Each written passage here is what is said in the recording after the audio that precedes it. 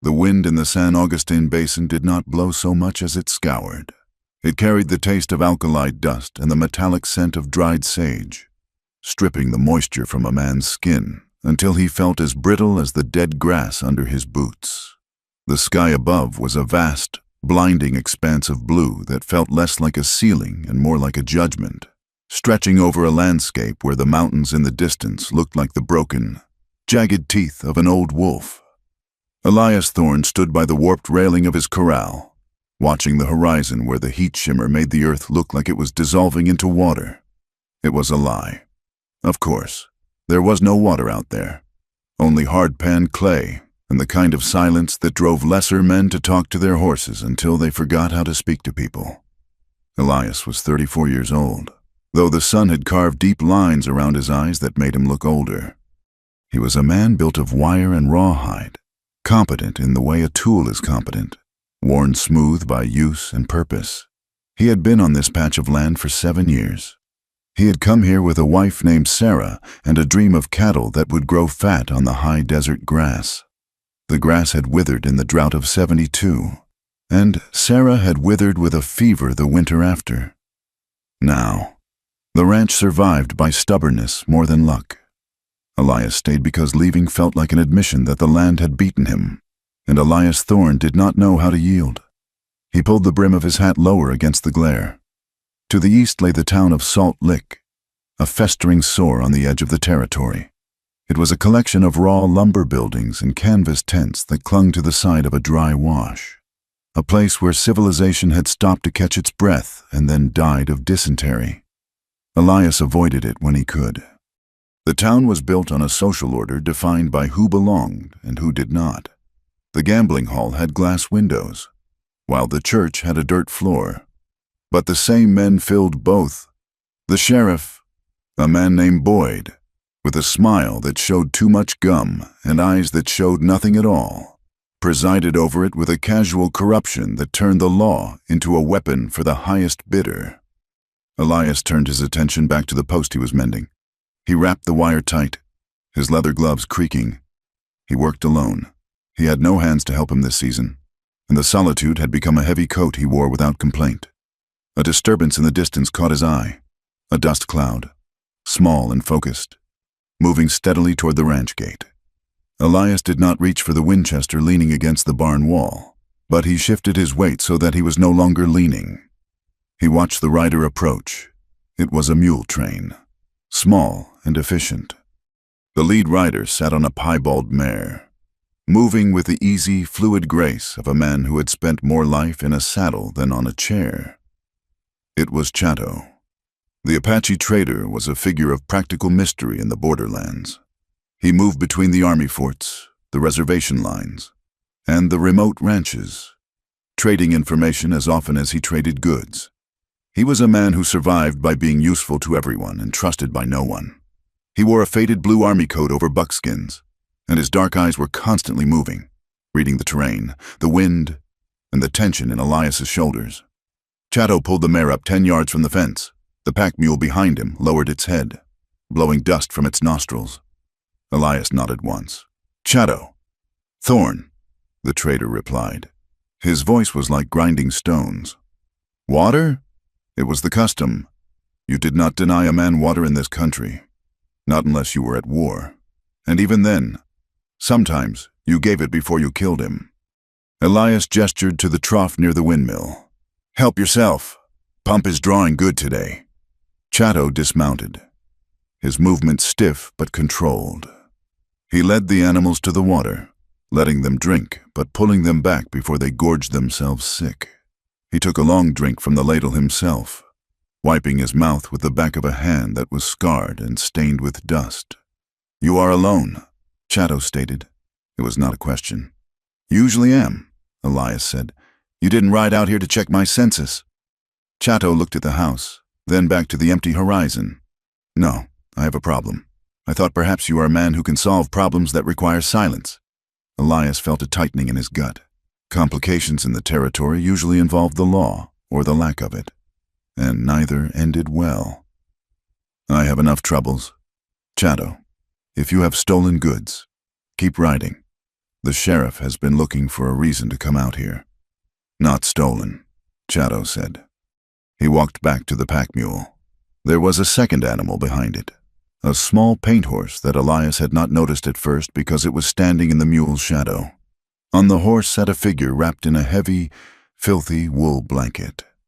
This is a transaction, but not the kind for the general store. Elias narrowed his eyes. What is it? Chato reached up and pulled the blanket back. Elias felt the air leave his lungs. It was a woman, or rather, it was a girl who had been aged into a woman by violence.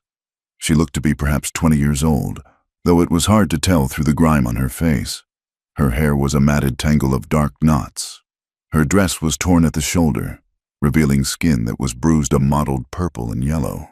Her wrists were bound to the saddle horn with rawhide strips that had cut into the flesh. But it was her eyes that stopped Elias. They were dark, wide, and utterly frantic. They darted from Elias to the horizon, to the barn, to the ground, never settling, vibrating with the terrified energy of a creature that knows it is about to be hurt. She flinched when Chato moved his hand near her, a sharp, violent jerk of her head that spoke of habit. What is this? Elias asked, his voice dropping to a low, dangerous rumble. You trading in slaves now? Chato. I am trading in survival, Chato said, his face impassive. He reached into his coat and pulled out a folded, greasy piece of paper. He held it out. Elias took it. It was a bond note, scrawled in poor handwriting but stamped with an official-looking seal from a magistrate 3 counties over. It detailed a debt of $500 and listed the bearer's right to labor and custody of 1 female indentured servant until such debt was paid. It was a legal fiction, the kind used to traffic women through the mining camps and timber towns where the law turned a blind eye. I took this from a man near Chloride, Chato explained. He was dead. I did not kill him, but I did not mourn him. She was with him, tied to his wagon. So you brought her here? Elias crumpled the paper in his fist. Take her to the fort. Take her to the marshal. The army will see an Indian with a white woman and hang me before I speak, Chato said simply. If I take her to Salt Lick, to your sheriff, look at her. Rancher, do you think Boyd will liberate her? Or will he see a piece of property that has lost its owner? Elias looked at the woman again. She was staring at his boots. Her breathing was shallow and rapid. Her lip was split, a fresh wound that had scabbed over and cracked again. She looked half feral, reduced to raw nerve and instinct. She is known as the biter, Chato said. He sounded almost amused, but his eyes were grim. Men have been selling her fear for profit, passing the bond, using her.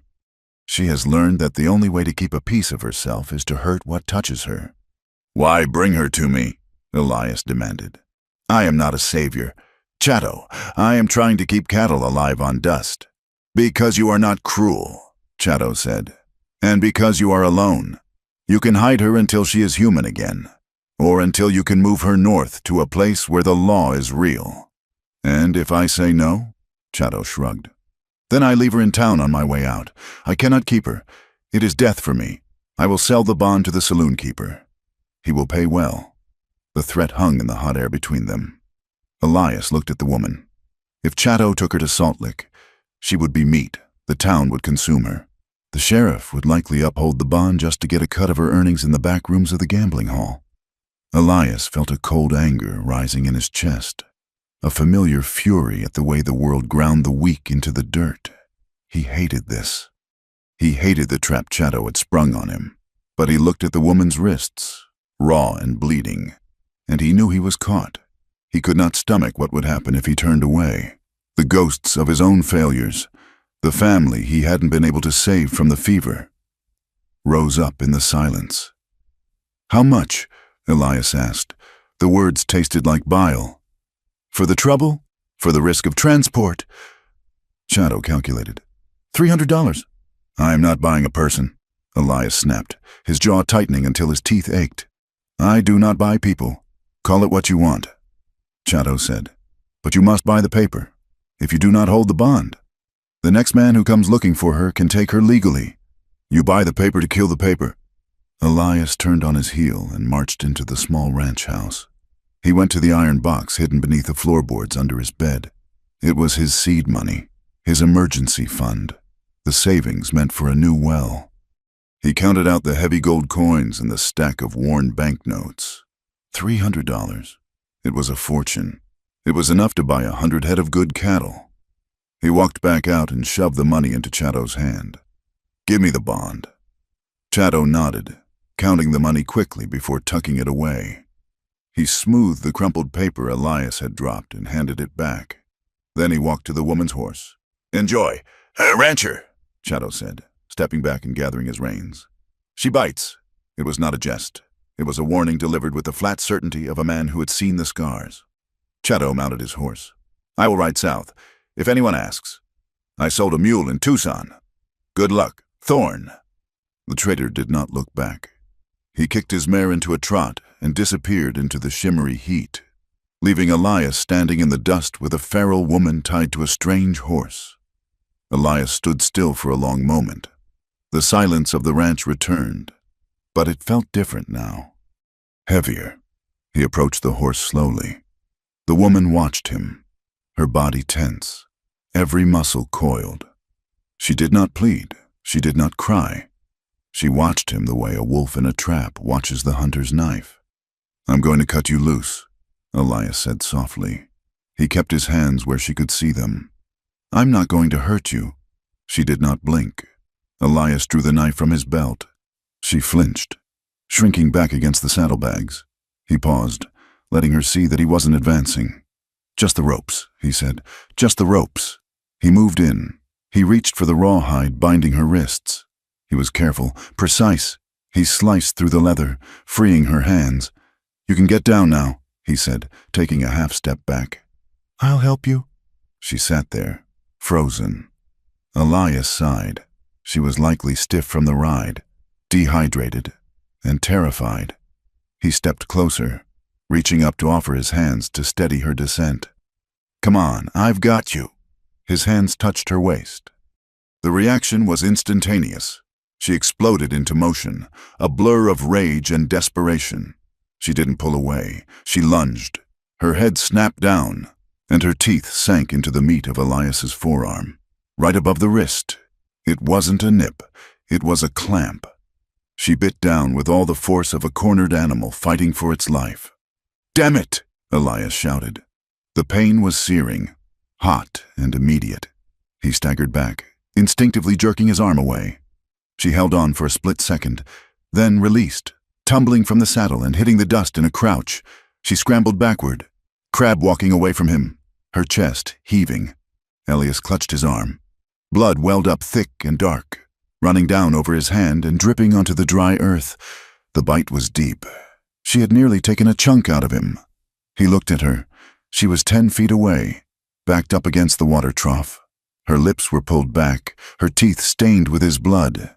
She was shaking, but her eyes were defiant. She expected him to strike her. She was waiting for the boot, the fist, the whip. She braced herself for it. Elias stood there, his chest heaving, the adrenaline pounding in his ears. The anger flared white-hot, the instinct to lash out at the thing that had hurt him. He saw the expectation in her eyes. She knew men. She knew what men did when they were hurt. He took a deep breath, forcing the air into his lungs, forcing his heart to slow. He looked at the blood on his arm, then at the terror beneath the rage in her face. He did not raise his hand. "All right," he said, his voice rough but steady. He didn't move toward her. He stayed where he was. "All right." The woman blinked, confusion flickering through her panic. He hadn't hit her. Elias pulled a bandana from his back pocket and wrapped it tightly around his arm, tying the knot with his teeth and his good hand. "You made your point," he said. "You don't want to be touched. I won't touch you."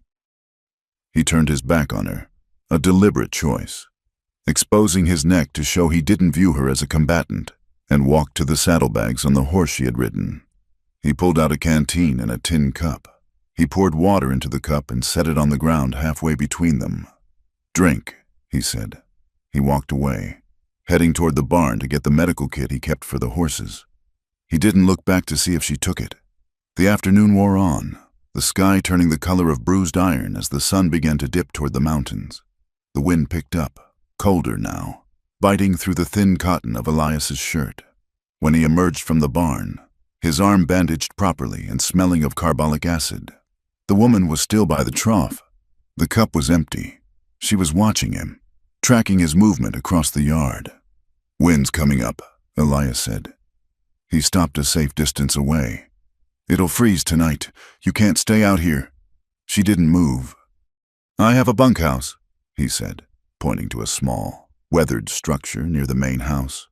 It was where he had stayed when he first built the place, before Sarah arrived. "It's got a stove and a bed. I'll put wood in there. You can bar the door from the inside." He saw her eyes shift to the building. She was weighing the trap against the cold. "I won't come in," Elias said. "You have my word. Not that it means much to you." He walked to the bunkhouse, leaving the door wide open. He carried an armful of split cedar inside and laid a fire in the small potbelly stove. He struck a match and got it going, the smell of wood smoke sharp and clean. He placed a wool blanket on the narrow cot and a bucket of fresh water on the table. Then he walked out. He stopped in the yard and looked at her. "The door has a heavy bolt," he said. "Use it." He went into his own house and closed the door. He moved to the window, watching through the cracked glass. For a long time, nothing happened. The shadows stretched out, turning purple and black. Finally, when the cold became undeniable, the woman moved. She crept toward the bunkhouse, staying low, checking the perimeter. She vanished inside. A moment later, Elias heard the heavy thud of the iron bolt sliding home. Night fell like a hammer. The temperature dropped 20 degrees in an hour. Elias sat at his kitchen table. The oil lamp turned low. His arm throbbed in time with his heartbeat. He looked at the bond paper sitting on the table. $500 of debt. $300 of gold. A human life reduced to arithmetic. He pushed the paper away. He felt a strange, hollow exhaustion. He wasn't a jailer. He wasn't a father. He was just a man who wanted to be left alone. And now he had a tiger in his garden. Outside, the dogs began to bark. It wasn't the lazy barking of dogs baying at a coyote. It was the sharp, aggressive snarl of animals who see a stranger. Elias blew out the lamp instantly. The room plunged into darkness. He moved to the gun rack and took down the Winchester. He levered around into the chamber, the mechanical clack-clack sounding loud in the quiet house. He went to the window. The moon was a sliver, offering little light, but he could see shapes moving near the gate. Riders, 2 of them, maybe 3.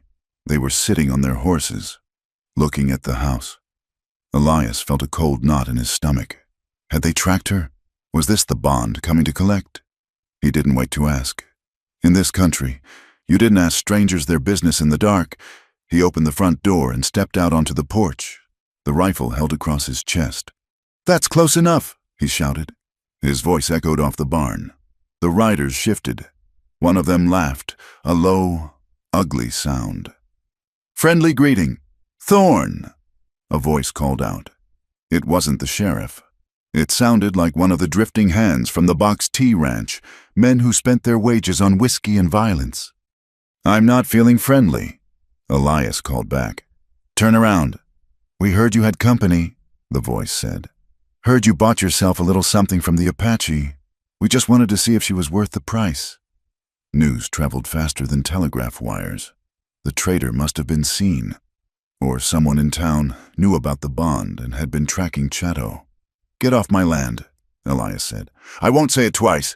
Now, don't be greedy. Elias, share the wealth." Elias raised the rifle and fired. The shot cracked like a whip, a flash of orange fire blooming in the dark. The bullet kicked up dirt 5 feet in front of the lead horse. The horse reared, screaming. "The next one puts a hole in you," Elias roared. He racked the lever. The riders cursed, fighting their mounts. They weren't expecting a fight. They were bullies looking for easy sport, not a shootout with a man who had dug in. "Crazy bastard," one of them shouted. "Ride!" They turned their horses and galloped off into the darkness, their hoofbeats fading into the wind. Elias stood on the porch for a long time, listening. The silence returned, but it was fragile now. He knew they would be back, or others would. He had just declared war on the men who thought a woman was something you could hunt. He lowered the rifle. His arm was throbbing violently now, the bite wound protesting the recoil. He walked across the yard to the bunkhouse. He didn't try the door. He just stood near it, speaking to the wood. "They're gone," he said quietly. "I drove them off." There was no sound from inside, no movement. "You're safe," he added, though the word felt inadequate. He didn't go back to the main house. He couldn't. If they circled back, or if the woman tried to run in the dark and got lost in the freeze, he needed to be here. Elias sat down on the wooden crate beside the bunkhouse door. He rested the rifle across his knees. The wind bit at his face, but he didn't move. He pulled his coat tighter. Inside the bunkhouse, he heard a sound. It was the creak of the cot springs, then a long, shuddering exhale, then silence. She was sleeping. For the first time, perhaps in months, she was sleeping without the need to keep one eye open, because there was a man outside her door who wasn't trying to get in. Elias leaned his head back against the rough wood of the wall. He watched the stars wheel slowly overhead, sharp and cold.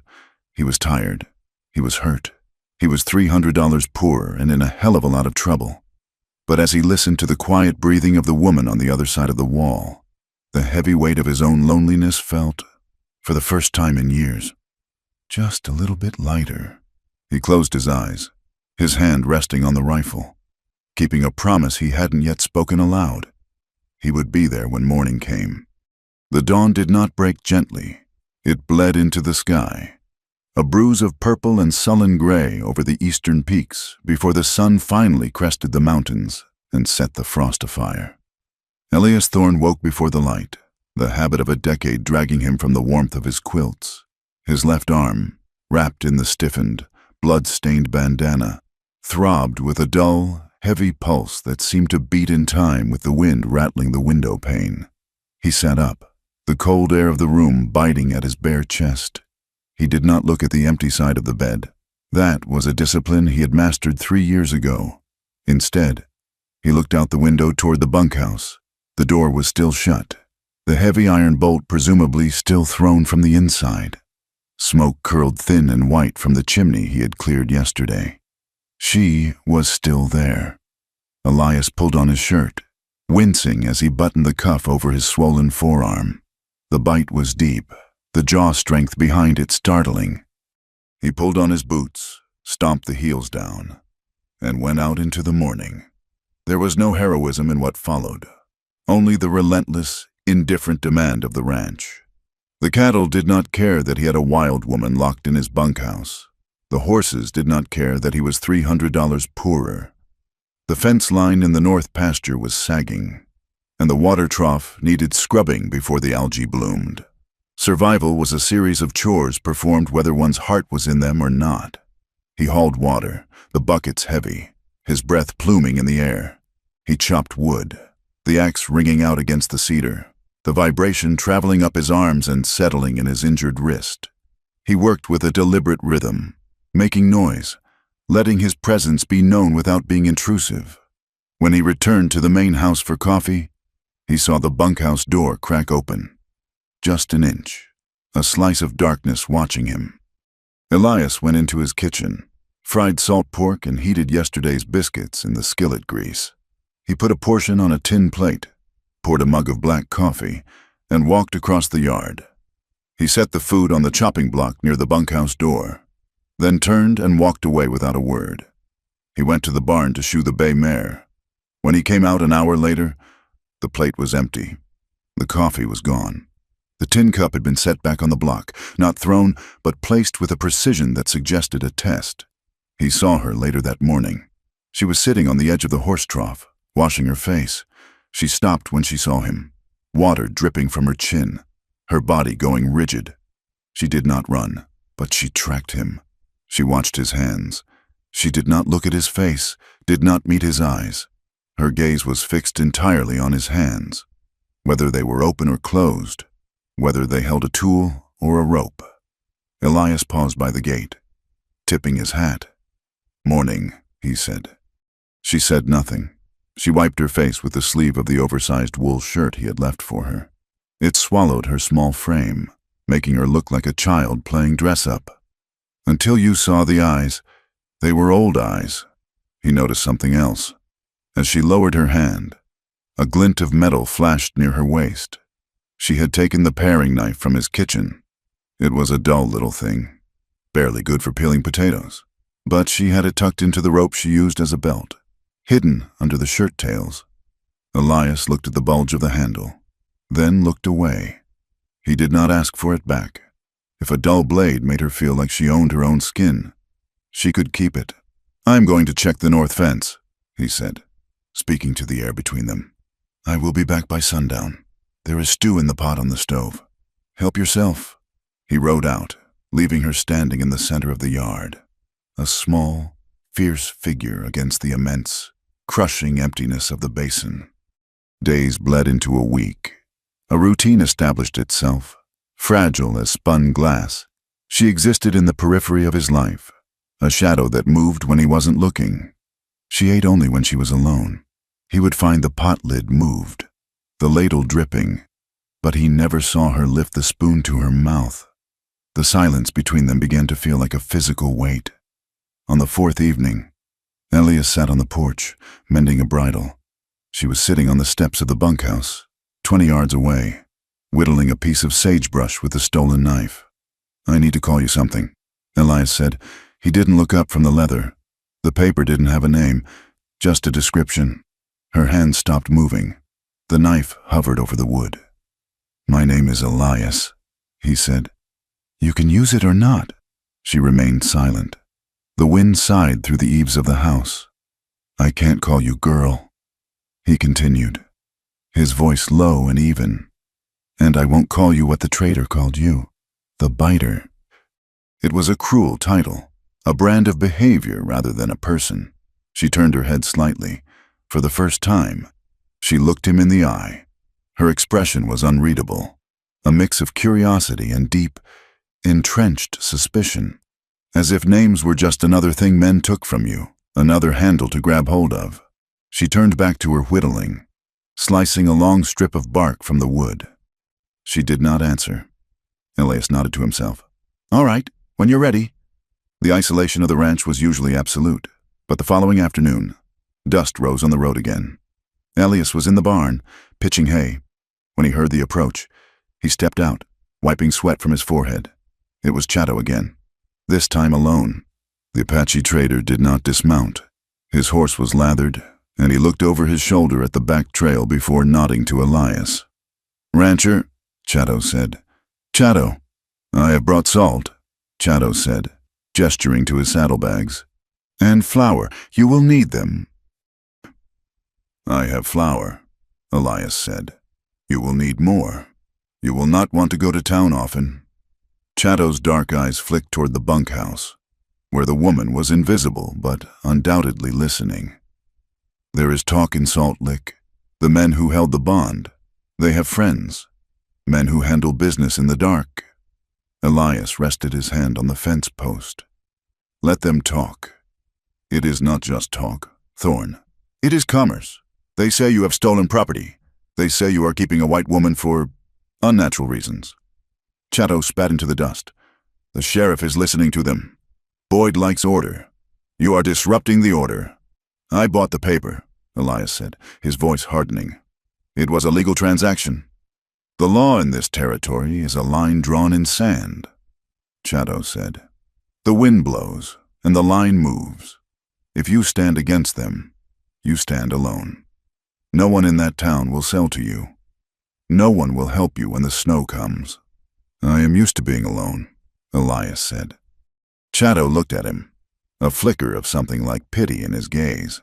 "No man is that alone. Watch your back, rancher, and watch hers. They will come for the paper, or they will come for the woman." Chato dropped a small sack of salt and a bag of flour by the gate.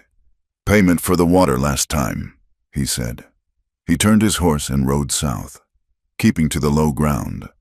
The tension in the air ratcheted tight. Elias felt it in his shoulders. He was not a violent man by nature, but he had been a soldier once, a lifetime ago, and he knew the smell of a gathering storm. That evening, the friction sparked. Elias was in the barn, checking the feed bin in the back corner. The woman had come in to retrieve a blanket she had been washing in the trough. The barn was dimly lit, shadows stretching long and distorted across the straw. Elias turned, a scoop of oats in his hand, and realized too late that he was blocking the narrow aisle between the stalls. He took a step forward to move past her, to her, in the dim light. It must have looked like a trap, she gasped, a sharp intake of air that sounded like a tearing sheet. She dropped the blanket. She scrambled backward, hitting the wooden slats of the stall. "Easy," Elias said, freezing. "I'm just moving." But she wasn't seeing him. She was seeing every man who had ever cornered her in a stable, every hand that had reached for her in the dark. Her eyes went wide and white. She let out a sound, not a scream, but a low, guttural growl of pure terror. "Don't!" she hissed. "Don't you check me! Don't you look at my teeth!" "I'm not checking you," Elias said, raising his hands, the grain scoop dangling from his fingers. "I am just feeding the horses." "Liar!" she screamed, the word tearing out of her throat. She looked around wildly for a weapon. Grabbing a pitchfork leaning against the wall, she swung it up, the tines trembling in her grip. "I am not stock." "You don't check me like stock." Elias stood perfectly still. The tines were 6 inches from his chest. He could see the madness in her eyes, the absolute certainty that she was about to be handled, inspected, and sold. "Look at me," Elias said, his voice dropping to a calm, flat register. "Look at my hands. I am holding oats. I am going to put them in the bucket. Then I am going to walk out the door." He moved slowly, pouring the oats into the manger. He turned his back to her, the most dangerous thing he could do, and the only thing that would prove him right. He walked to the barn door, his back prickling with the anticipation of cold steel entering his spine. He stepped out into the twilight. He didn't stop walking until he reached the porch of the house. He sat down heavily, his heart hammering against his ribs. She stayed in the barn for an hour. When she came out, she did not look at him. She walked to the bunkhouse, the blanket clutched to her chest, and bolted the door. The next morning, Elias made a decision. He walked into the house and went to the heavy oak chest at the foot of his bed. He unlocked it and took out a small iron key. It was the spare. He found her by the chicken coop, throwing scratch to the birds. She flinched when he approached, the pitchfork incident hanging between them like smoke. Elias held out his hand. The key lay in his palm. She looked at it, then at him. "This is for the chest in the house," he said, "or for the padlock on the tack room, or the gate." He closed her hand around it. Her fingers were cold and rough. "I don't keep prisoners," Elias said. "The door to your room locks from the inside. The gate opens from the inside. If you want to leave, you can take a horse. You can take supplies. If you want to stay, no one touches you without your say. Not me, not anyone." He left her standing there, the key clutched in her fist so hard her knuckles turned white. She tested him that night. Elias was sitting by the fire, reading a month-old newspaper, when he heard the hoofbeats. He went to the window. In the moonlight, he saw her. She had saddled the paint mare, the one she had arrived on. She was riding bareback, leaning low over the horse's neck, galloping toward the open gate and the road beyond. Elias watched her go. He did not run for his horse. He did not shout. He went back to his chair and repacked his pipe. He waited. An hour passed, then 2. The fire burned down to embers. It was near midnight when he heard the slow, plodding rhythm of a horse returning. Elias went to the porch. She was coming back up the drive. The mare was blowing hard, exhausted. The woman sat slumped on its back, shivering violently. She had ridden out into the dark, into the vast, indifferent silence of the high desert, and realized the truth. There was nowhere to go. There was no family waiting for her. There was no town that would take her. There was only the cold, the wolves, and the men who were hunting her. She stopped the horse near the porch. She looked at Elias, her face streaked with dust and dried tears. She waited for the scolding. She waited for him to tell her she was ungrateful, stupid, owned. Elias walked down the steps. He took the bridle gently. "Put her in the stall," he said softly. "Rub her down good, or she'll cramp up." He turned and walked back into the house, leaving the door unlocked. It was a turning point. The next day, she began to work. It wasn't asked of her, and she didn't ask for permission. She simply started doing things. She swept the bunkhouse. She mended a tear in one of his grain sacks. She fed the chickens, moving among them with a strange, quiet gentleness. Competence became her armor. When she was working, she wasn't a victim. She was a force. She kept her distance, eating her meals on the steps while he ate inside. But the air between them lost some of its static charge. Then came the day the flour ran out. Elias knew they had to go to town. He couldn't leave her alone at the ranch, not with the riders from the other night still out there. And he couldn't leave her locked up. "I'm going to Salt Lick," he told her one morning. "We need supplies. You're coming with me." Panic flared in her eyes, but she swallowed it. She nodded once. She went to the bunkhouse and came out wearing the heavy canvas coat he had given her. The collar turned up to hide her face. She had the knife in her belt.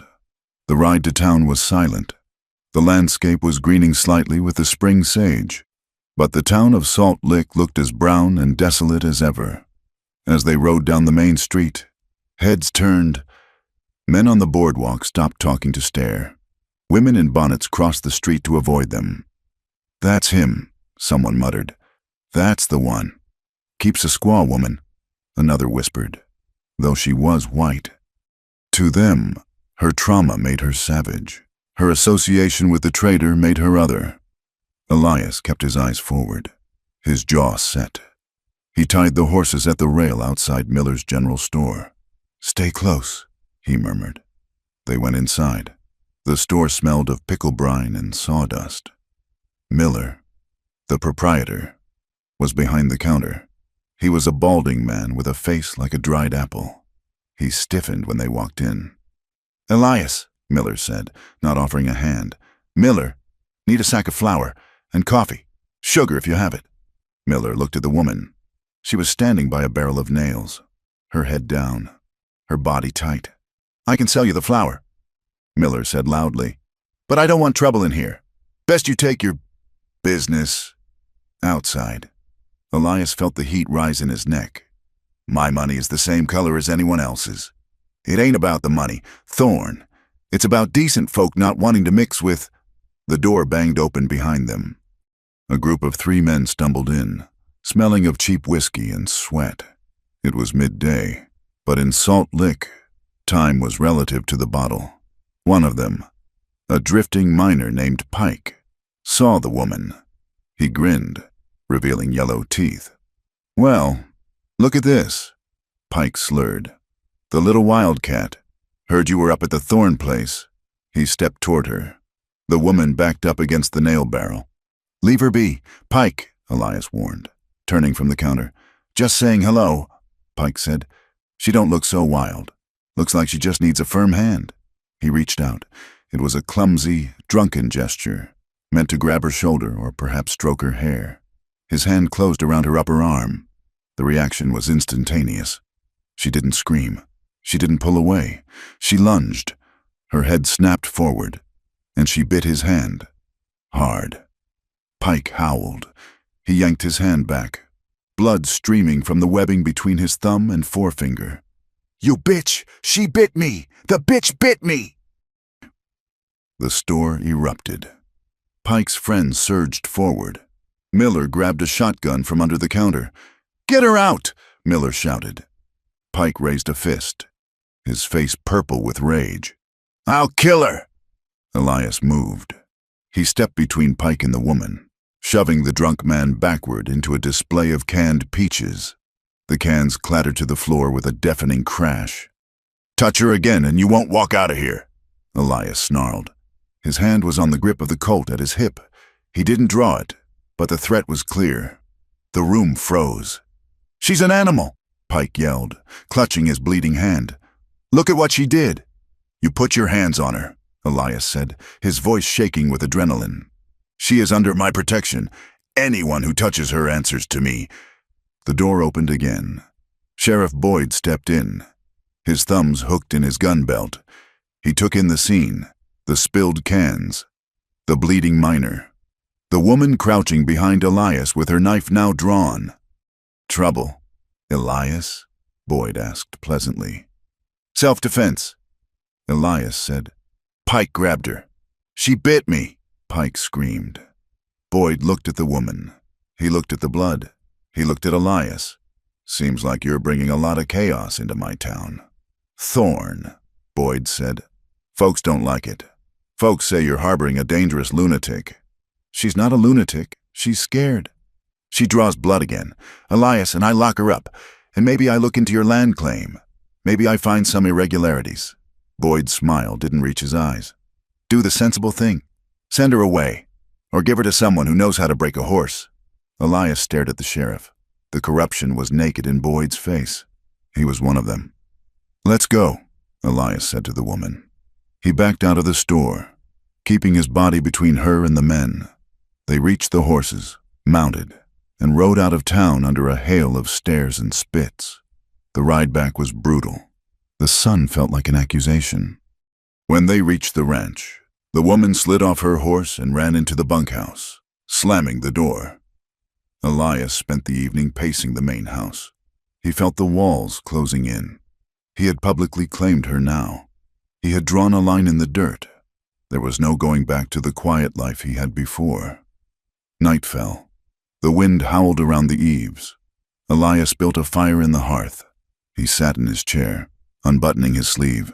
His own bite wound, the one from the first day, was aching from the tension of the ride. He rolled up the sleeve. The skin was angry and red, the teeth marks still vivid scabs. He dipped a rag in hot water and whiskey and began to dab at it. The front door opened. He looked up, startled. She stood there. She had left the safety of the bunkhouse. She walked into the room, her movement stiff but determined. She stopped across the fireplace from him. She looked at the wound on his arm, the mark she had made. Then she looked at his face. For a long time, only the crackle of the wood broke the silence. "Why?" she asked. Her voice was raspy, unused to forming words. It was the first time she had spoken a clear question. "Why what?" Elias asked gently. "You stood in front of me. I told you, no one touches you." She looked at the fire. "Don't pretend you are kind," she said, the words bitter and sharp. "Kind men don't buy women." Elias stopped cleaning his arm. He looked at her, seeing the layers of betrayal that had built that sentence. "I didn't buy you to save myself," he said. He spoke clearly, without looking away. "And I didn't buy you to own you. I bought the paper because if I didn't, Chatto would have left you there, and I couldn't watch that happen." He leaned forward, elbows on his knees. "I bought time, that's all. I don't know how to fix what happened to you. I don't know if anyone can, but I promise you this, I won't add to it." She stared at him, searching for the lie. She looked at the blood on his arm, the weapon he hadn't used against her, the door he had left unlocked. She took a step closer to the fire, shivering slightly, not from cold, but from the terrifying proximity of a man who wasn't hurting her. "I can't go anywhere," she whispered. "The snow is coming." "I know," Elias said. "I will stay." She said it was a negotiation. "Until the winter breaks, until the passes are clear." "All right," Elias said. "Until winter breaks." "You stay on your side," she said, pointing to the space between them. "I will." She nodded. She turned to go back to the bunkhouse, then stopped at the door. She looked back at him, a strange, confused expression on her face. "My name is Sarah," she said. The name hit Elias like a physical blow. It was his dead wife's name. "No," she corrected herself quickly, seeing his face. "No, that was before. I am not Sarah anymore." She paused, thinking, I don't know." "We'll find it," Elias said, his voice thick. "We'll find a name." She slipped out into the night. Elias sat by the dying fire for a long time. He listened to the wind. He thought about the winter coming, the snow that would trap them here together. He thought about the way she had looked at him in the store, fierce and terrified, and the way she had looked at him just now. He felt a tightening in his chest that had nothing to do with fear. It was a dangerous, jagged feeling. It was want, not the want of possession, but the want of connection, the want of another soul in the empty house. And that, he knew, was more dangerous than any sheriff or any bite. The winter came down from the north like a curtain of white iron. It began in November with a sky that turned the color of a bruised plum, and by December, the San Augustine Basin was buried under 3 feet of snow. The wind howled around the corners of the ranch house, a ceaseless, mournful keen that sounded like the voices of the lost. The world outside shrank until it was just the house, the barn, and the narrow, shovel-cut trench of a path that connected them. The ranch became an island. The indifference of the landscape turned into active hostility. If a man lost his way between the porch and the corral in a whiteout, he could die 50 feet from his own hearth. Elias Thorne and the woman lived in this suspension. The bunkhouse, though sturdy, was too drafty for the sub-zero nights, and after the first heavy blizzard, Elias had moved a cot into the kitchen of the main house. He slept in his bedroom with the door closed. She slept in the kitchen near the stove, with the back door barred and a chair wedged under the handle. They were 2 ghosts haunting the same small castle, circling each other in the warmth. The confinement forced a proximity that stripped away defenses. Elias saw the shape of her trauma in the small, involuntary flinches that governed her day. One evening, Elias sat by the fire mending a bridle. He was humming, a low, absent-minded sound, a hymn his mother used to sing, Rock of Ages. The woman was across the room, shelling dried beans into a bowl. As the melody became recognizable, she froze. The bowl slipped from her lap, shattering on the floor. Beans scattered like buckshot. She scrambled backward, pressing herself into the corner of the room, her hands over her ears, her eyes squeezed shut. She was rocking, muttering something unintelligible. Elias stopped instantly. He set the bridle down and stayed in his chair, knowing that moving toward her would only make it worse. "It's just a song," he said softly. "It's stopped now." She lowered her hands slowly, her chest heaving. "Not that song," she whispered. "He sang that, the one who held the book while the others—" She didn't finish. She didn't have to. Elias felt a cold sickness in his gut. He realized that for her, piety was not a comfort. It was the prelude to violence. Men had prayed over her before they hurt her, sanctifying their cruelty. "I won't sing it again," Elias said. Another night, he opened a bottle of whiskey to pour into a poultice for a horse with a cut leg. The sharp, amber smell filled the kitchen. She gagged, turning pale, and ran out the back door into the snow, retching. When she came back in, shivering and blue-lipped, Elias had corked the bottle and put it away. He made tea instead, the scent of mint replacing the alcohol. "I'm sorry," she said, her voice hollow. "Don't apologize," Elias said. He was looking at the fire, his face drawn. "I have smells I can't abide either. Burning pine, smells like Georgia."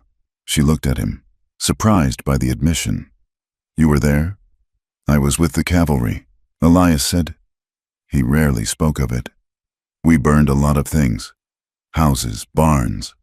Sometimes I think the smoke never really washed off my skin. It was a small exchange, but it shifted the ground beneath them." He was not just the jailer or the savior. He was a man with his own ghosts.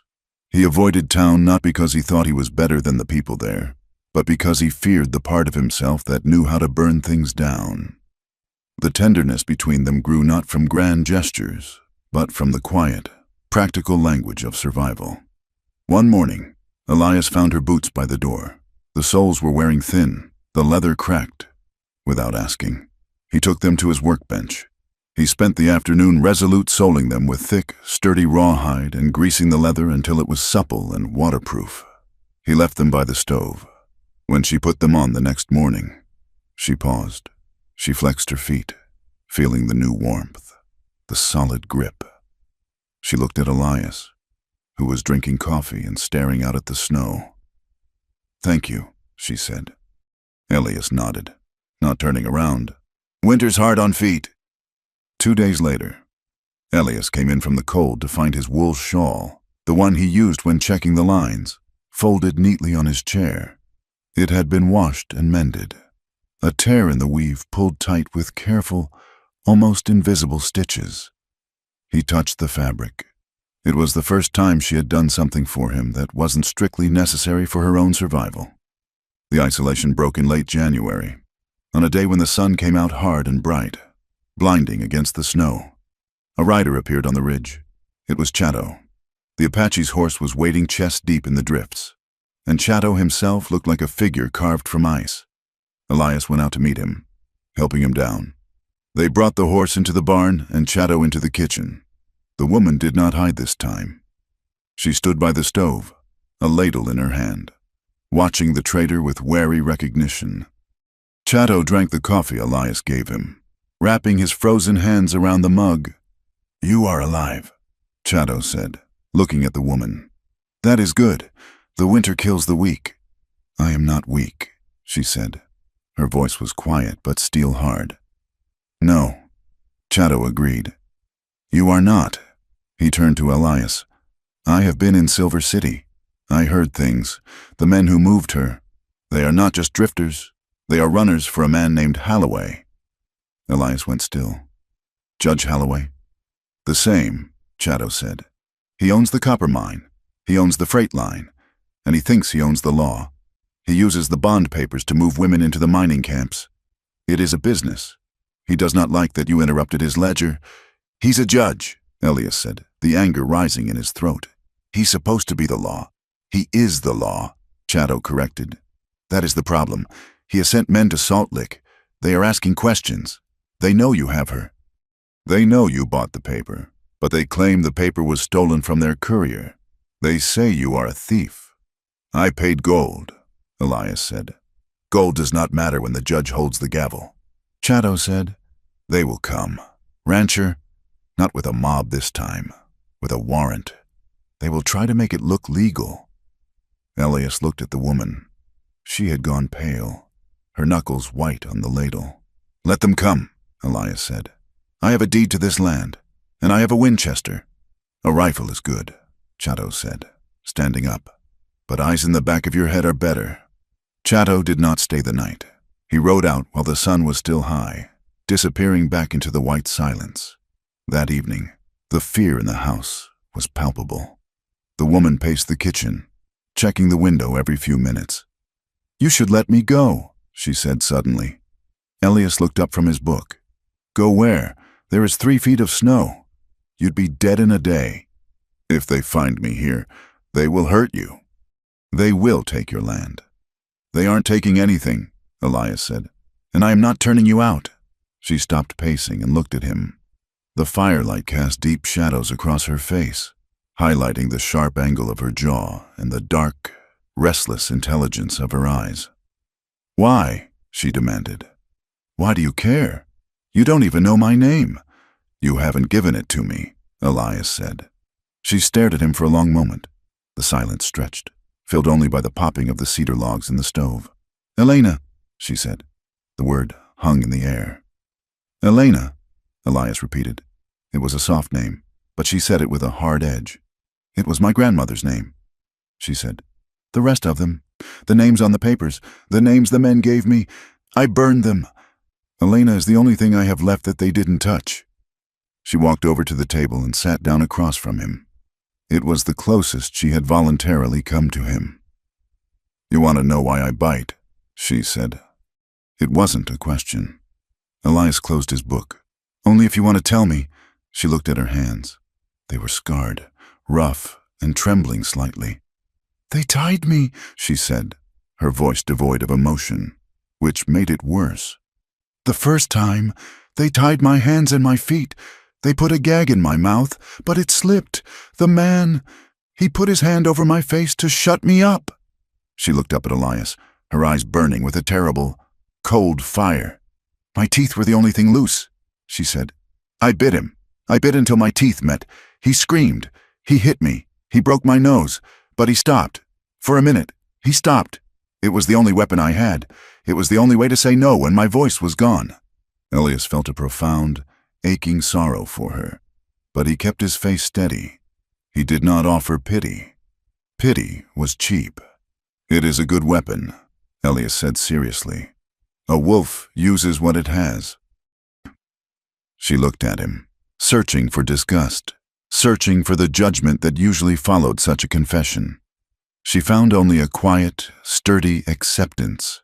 Her shoulders dropped an inch. "Elena," she said again, as if testing the weight of it in this room.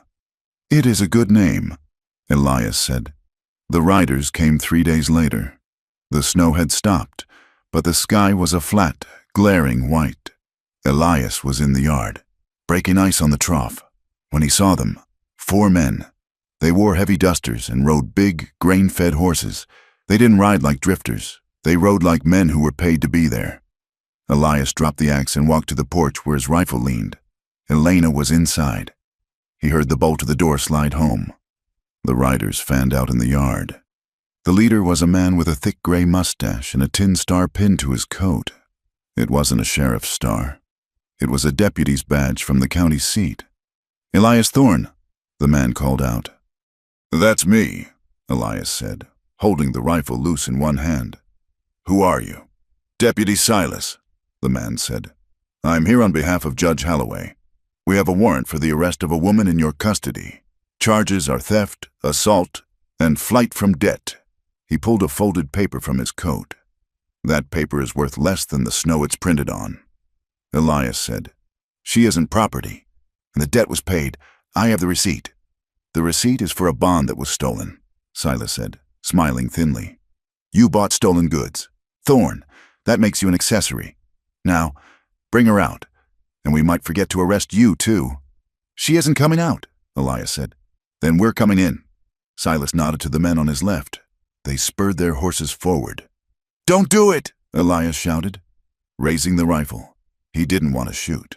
Killing a lawman, even a crooked one, was a noose offense.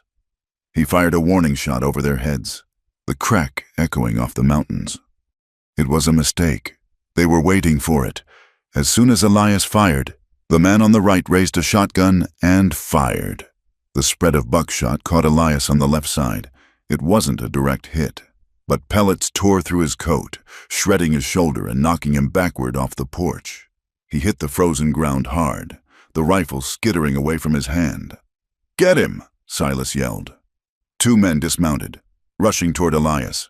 He tried to scramble up, but his left arm was useless, burning with fire. One of the men kicked him in the ribs, flipping him over. A boot pinned his chest to the ground. "Stupid dirt farmer," the man sneered, drawing a heavy revolver. "You should have listened." The door of the house exploded outward. Elena stood there. She wasn't hiding. She held Elias's heavy Colt Dragoon pistol in both hands.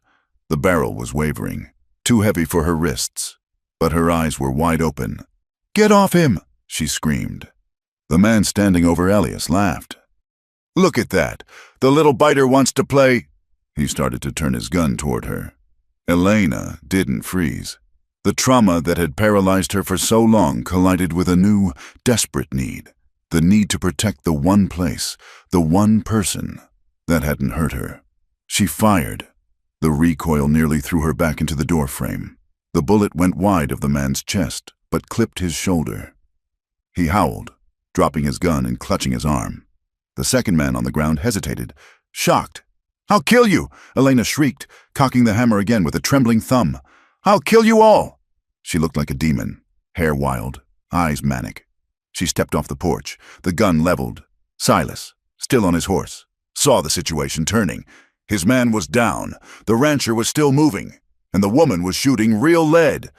"Pull back!" Silas shouted. "Get him on the horse! Pull back!" The uninjured man grabbed his bleeding companion and dragged him toward the horses. They scrambled into their saddles. Elias rolled over, groaning, and reached for his rifle. He managed to prop himself up on one elbow. "Go!" he roared. Silas glared at them, his face twisted with promise. "This isn't over, Thorn! You just signed your own death warrant!" They wheeled their horses and galloped out of the yard, snow kicking up in rooster tails behind them. Silence crashed back down on the ranch. Elias lay in the snow, clutching his shoulder. Blood was seeping through his fingers, staining the white crust red. Elena stood in the yard, the smoking pistol hanging from her hand. She was shaking so hard she could barely stand. The adrenaline was fading, leaving the cold horror of violence in its wake. She had shot a man. She had stepped back into the world of blood. "Elena," Elias wheezed. She dropped the gun. She ran to him, falling to her knees in the snow. "You're hurt," she gasped, her hands hovering over his shoulder, afraid to touch him. "They shot you." "Help me up," Elias gritted out. "Get me inside." She got her shoulder under his good arm. She was small, but she hauled him up with a strength born of panic. They stumbled into the kitchen. She kicked the door shut and barred it. She got him to the chair. Elias slumped back, his face gray. "Whiskey," he whispered. "And the kit." She moved. She grabbed the bottle she hated, the one that made her sick, and the tin box of bandages. She didn't flinch at the smell this time. She poured a glass for him and drank a mouthful herself, grimacing but needing the fire. She cut his coat away. The shoulder was a mess of torn flesh and embedded lead, but the bone wasn't shattered. "I have to clean it," she said. Her voice was trembling.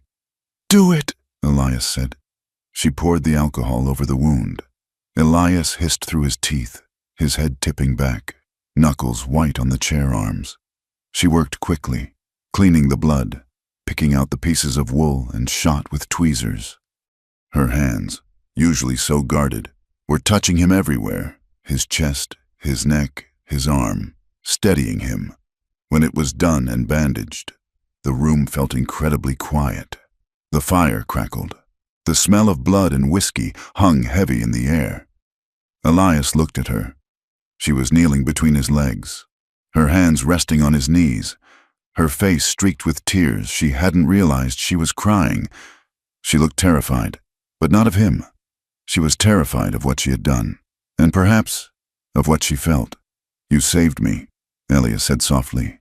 "I shot him," she whispered. "I wanted to kill him. You did what you had to do." He reached out with his good hand and touched her face. It was the first time he had touched her skin deliberately. His thumb brushed the tear track on her cheek. She didn't pull away.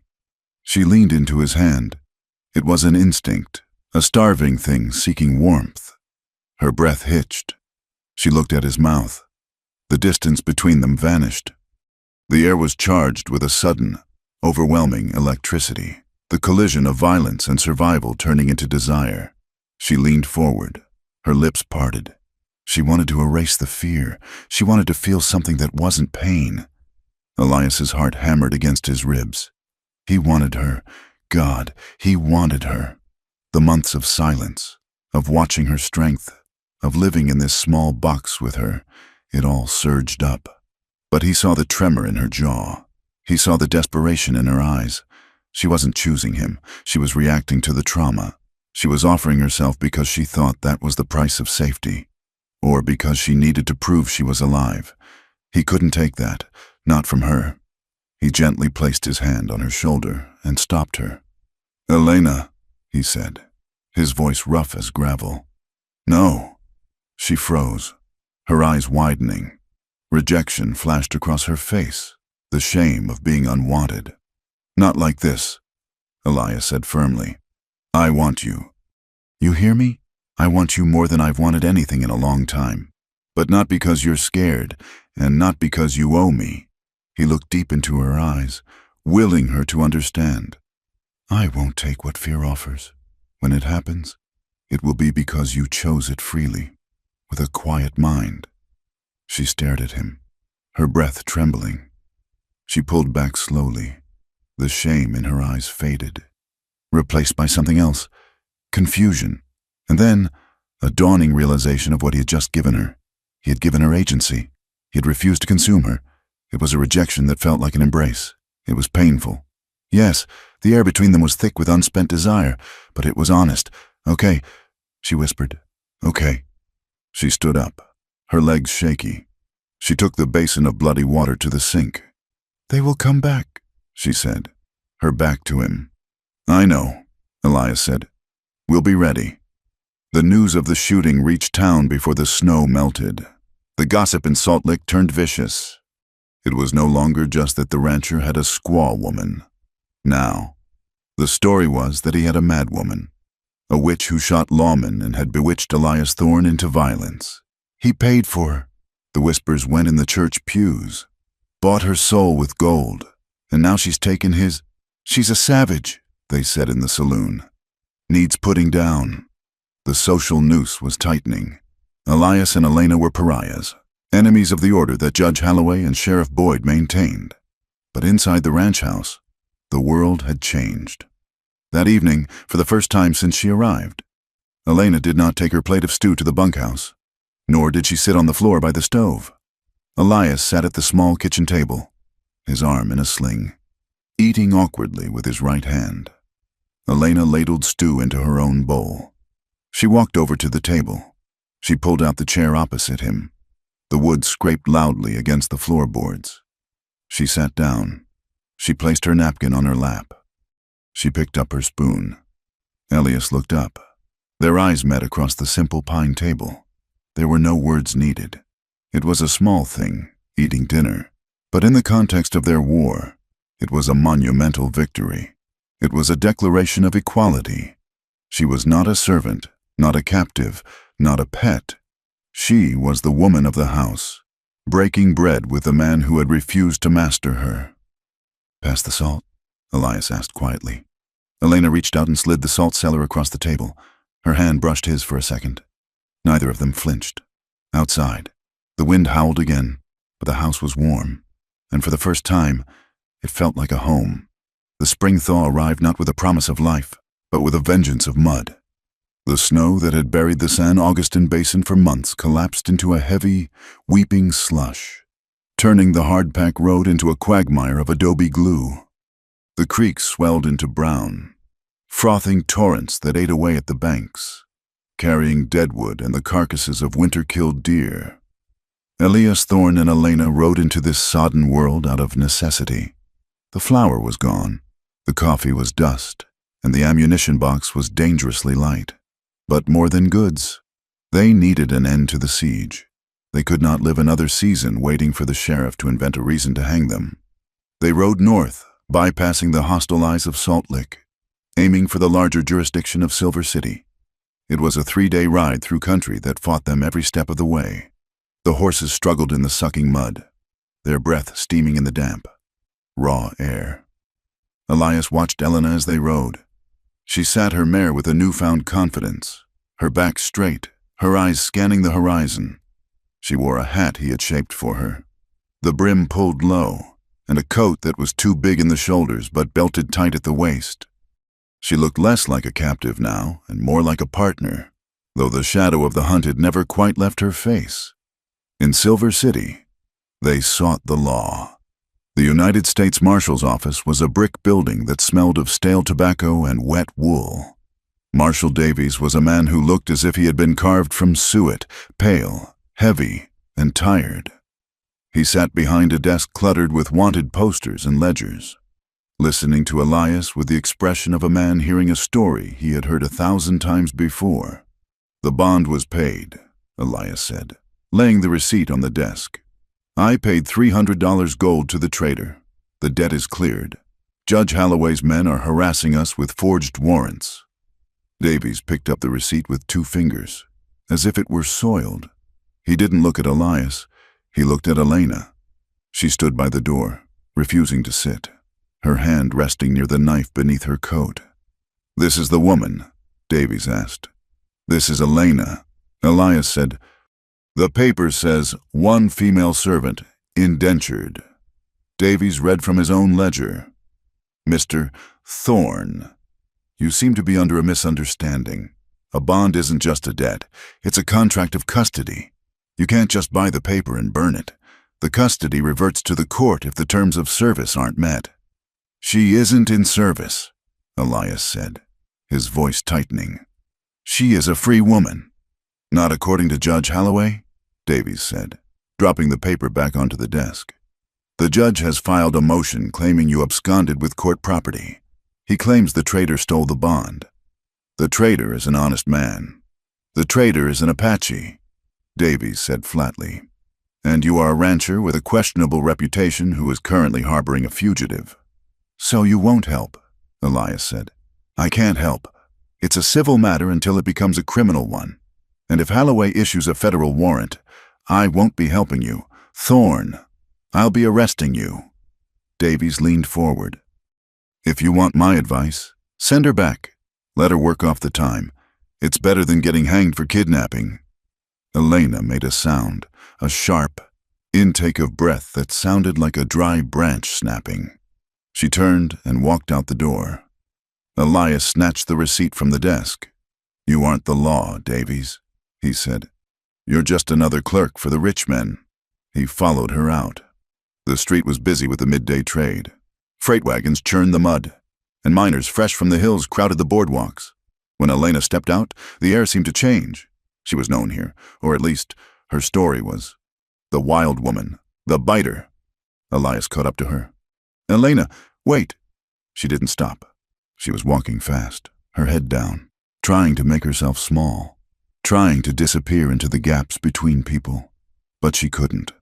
A woman in a silk dress, holding a parasol despite the gray sky, stopped in front of her. She was the wife of a merchant, the kind of woman who sat in the front pew on Sundays. She looked at Elena with a mixture of fascination and revulsion. Is that her? The woman whispered loudly to her companion. The savage? Elena flinched, veering to the right to pass. A man coming out of a saloon blocked her path. He was large, smelling of beer. He grinned. Hey there, sweetheart. Show us your teeth. Move, Elias said, stepping up behind her, his hand on her shoulder. The contact, meant to reassure, made her jump. She was vibrating with tension. He keeps her on a leash. Someone laughed. Whore, a voice muttered from the crowd. Then, a young man, barely 20, spat on the ground inches from Elena's boot. Go back to the reservation. He sneered. Elena stopped. She stopped shaking. She went perfectly still. For a second. Elias thought she was going to attack. He saw her hand drift toward her belt. Then, she broke. It wasn't a scream, it was a collapse of presence. Her eyes glazed over. Staring at 1,000 miles of nothing, she began to hyperventilate. Shallow, panic-stricken gasps. She was dissociating, the present moment becoming too dangerous to inhabit. Elena, Elias said, grabbing her arm. Look at me. She didn't see him. She was back in the wagon. She was back in the rope. Elias cursed. He swept her up, half carrying her through the mud to where the horses were tied. He ignored the jeers, the laughter, the eyes that stripped them both bare. He threw her into the saddle and mounted his own horse, grabbing her reins. Let's go, he shouted, kicking his horse. They rode out of Silver City fast, leaving the civilization behind, but the poison of it traveled with them.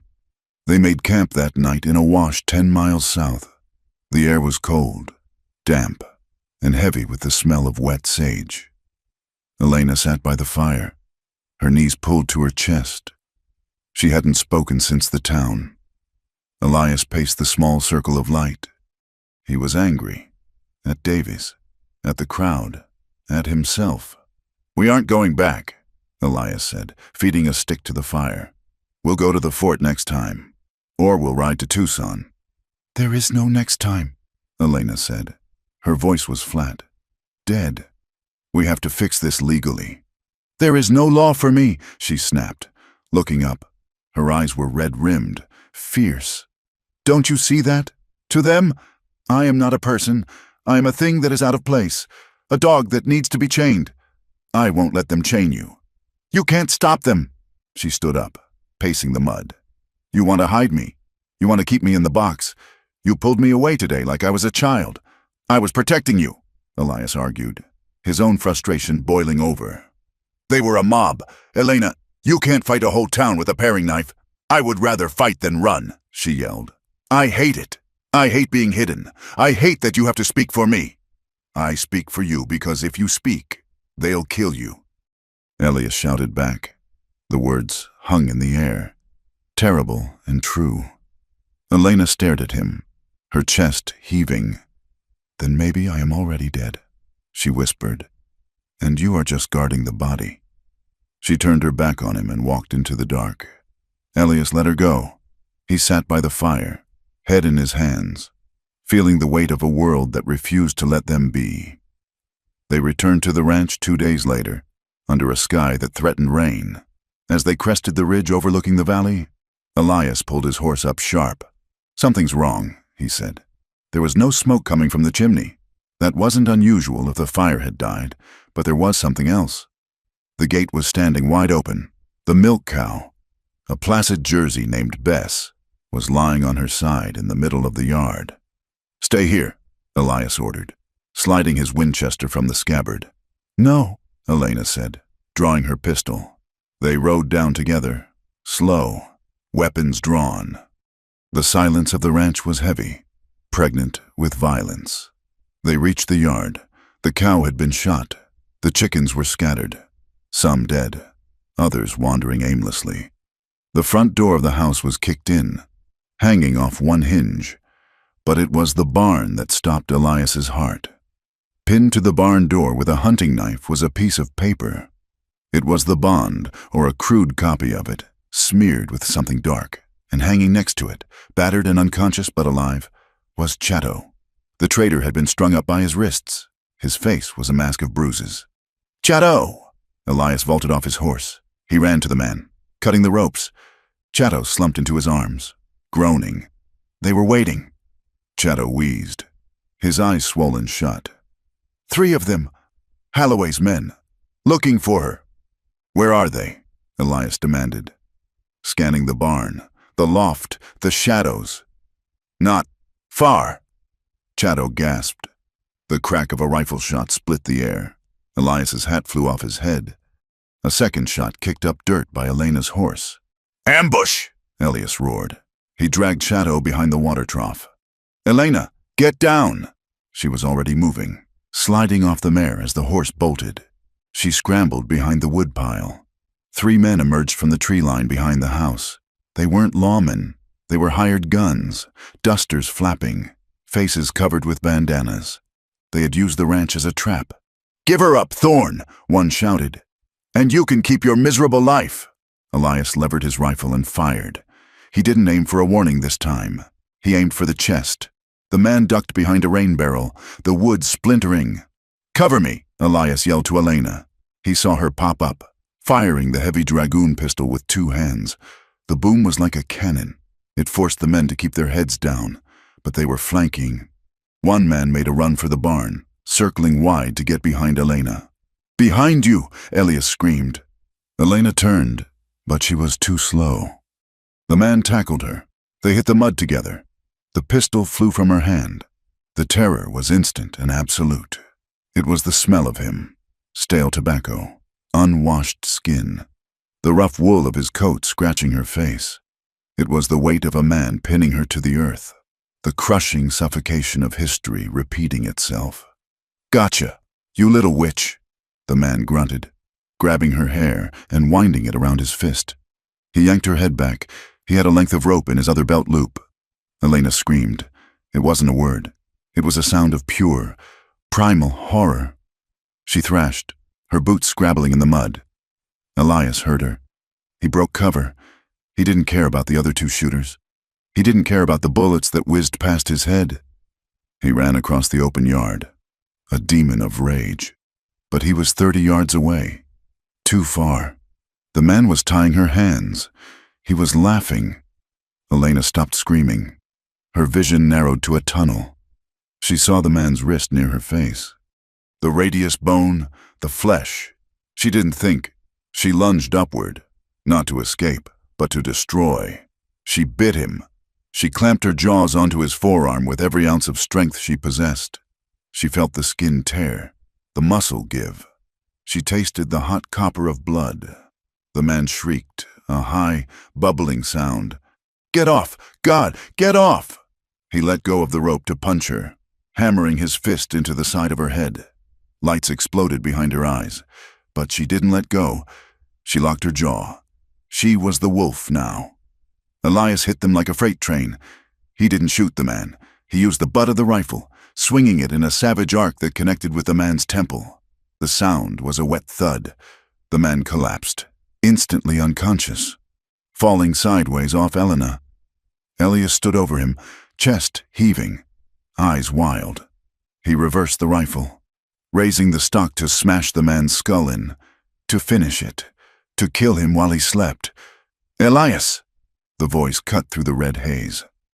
He froze, the rifle raised. Elena was pushing herself up from the mud. She was spitting blood, the man's blood. Her face was swelling where she had been hit. She looked broken and terrifying and beautiful. "Don't!" she gasped. "He touched you," Elias snarled, his voice unrecognizable. "He put his hands on you." "If you kill him like that," Elena said, her voice shaking, "you become them. You become Holloway." Elias looked at the man in the mud.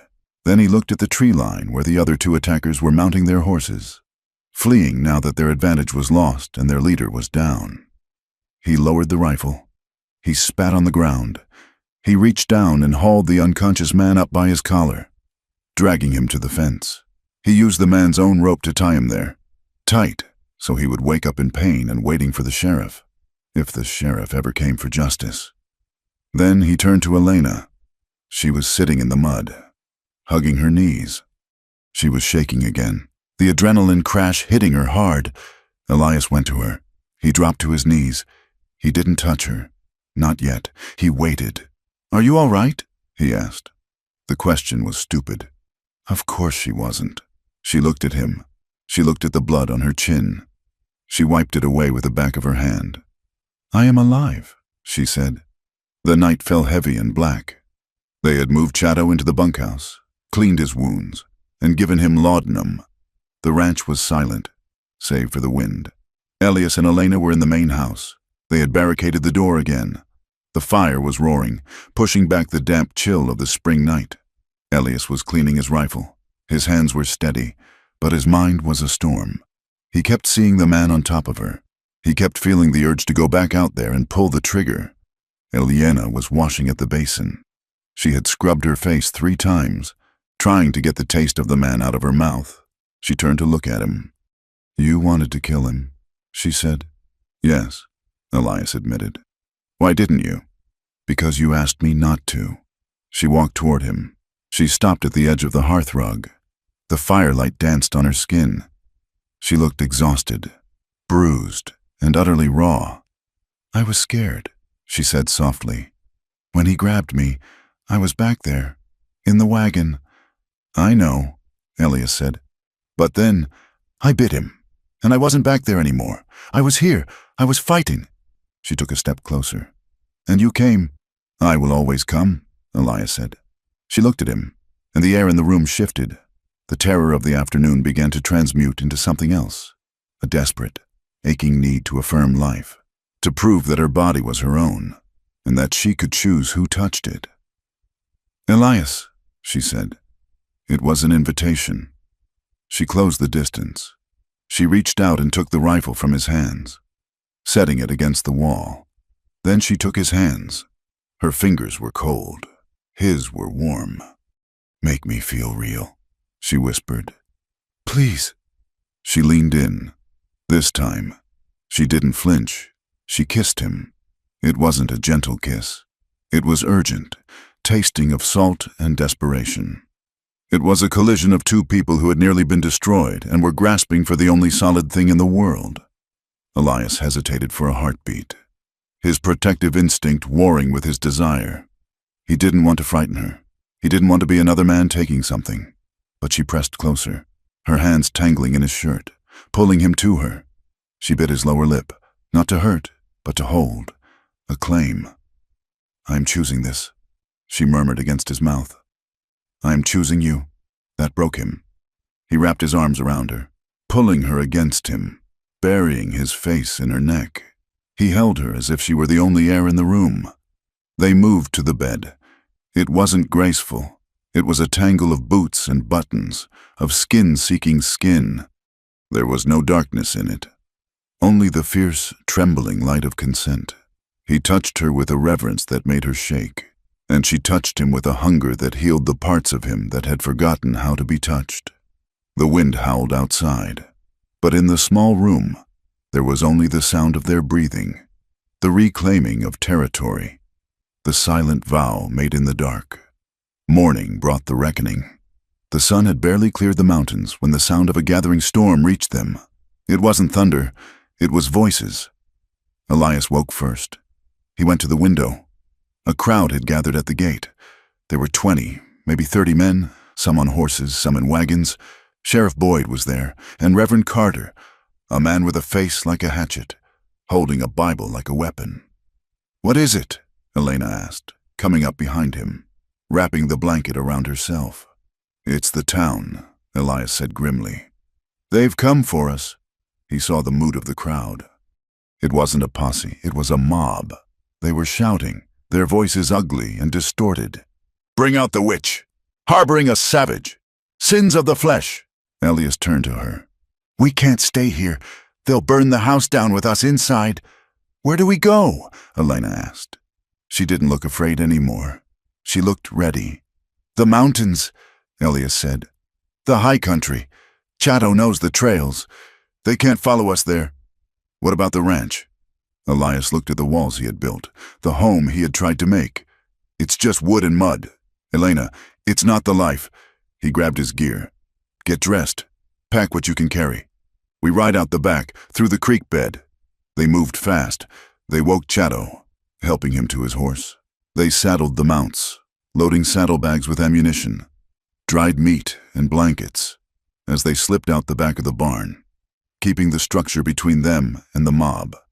They heard the sheriff's voice booming, "Elias Thorne, by the order of the county, come out! Surrender the woman!" Elias didn't look back. He swung into the saddle. Elena mounted beside him. She looked at the house one last time. Then she looked at Elias. "Ready?" he asked. "Ride," she said. They kicked the horses into a gallop, splashing through the swollen creek, vanishing into the sagebrush just as the first torch was thrown onto the porch of the ranch house. Behind them, the pillar of smoke began to rise, marking the end of their safety and the beginning of their exile. They were no longer rancher and captive. They were outlaws. And they were together. The high country of the Mogollon Rim was a fortress of stone and pine, a place where the air grew thin and the nights carried the bite of winter even in late spring.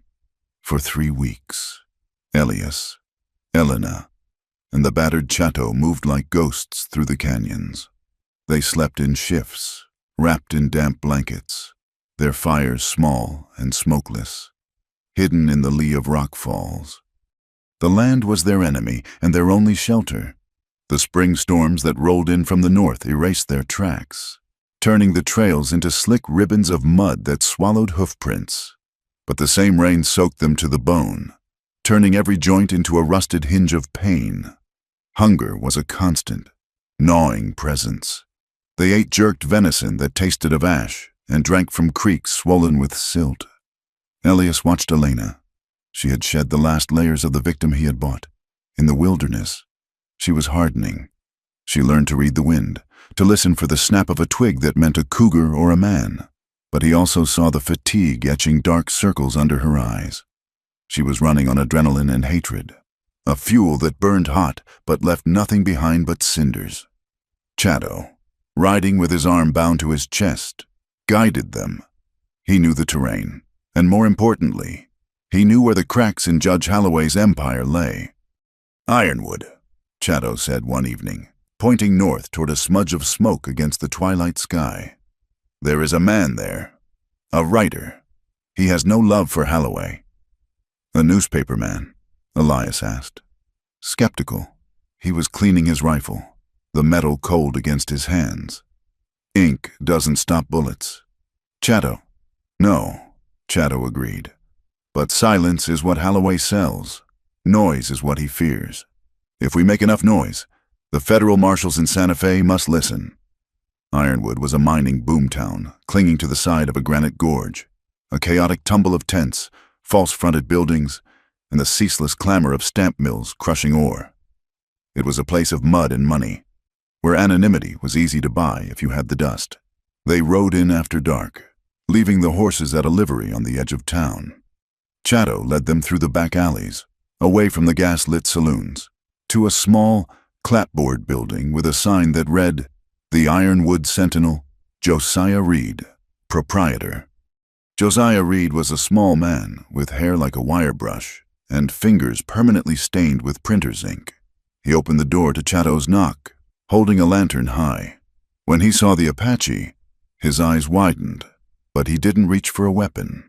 When he saw Elias and the woman, he stepped back and waved them in. The office smelled of paper, oil, and stale coffee. Reed listened to their story without interrupting. He sat behind his desk, taking notes with a furious, scratching speed. When Elias finished explaining the bond, the ambush, and the corruption of Sheriff Boyd, Reed looked at Elena. She was standing by the window, peering through the blinds at the street below. "Mrs. Thorne," Reed said, assuming a marriage that didn't exist. "I can print your husband's words, but they are just words, accusations from a man running from the law. If you want this to stick, if you want to bring a man like Holloway down, I need you to speak." Elena turned. The lamplight caught the sharp angle of her cheekbone. "Speak?" "I need your testimony," Reed said gently. "I need you to tell the readers what was done to you. Names, dates, places. I need you to be the witness they cannot ignore." Elena went rigid. To speak was to relive. To tell the story was to invite the world to look at her shame, to judge her not as a survivor but as a soiled thing. She looked at Elias. Elias stepped closer to her, but he didn't step in front of her.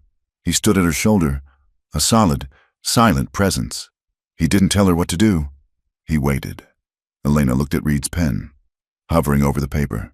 She thought of the man in the mud at the ranch. She thought of the rope. "If I speak," Elena said, her voice trembling, "will they believe me?" "Some won't," Reed admitted. "But once it is in print, it is a matter of record. Holloway can't hide it in a drawer. The governor will read it." Elena took a breath.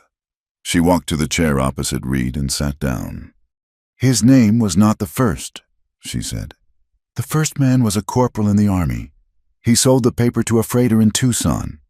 For the next 2 hours, the only sound in the room was Elena's voice and the scratch of Reed's pen.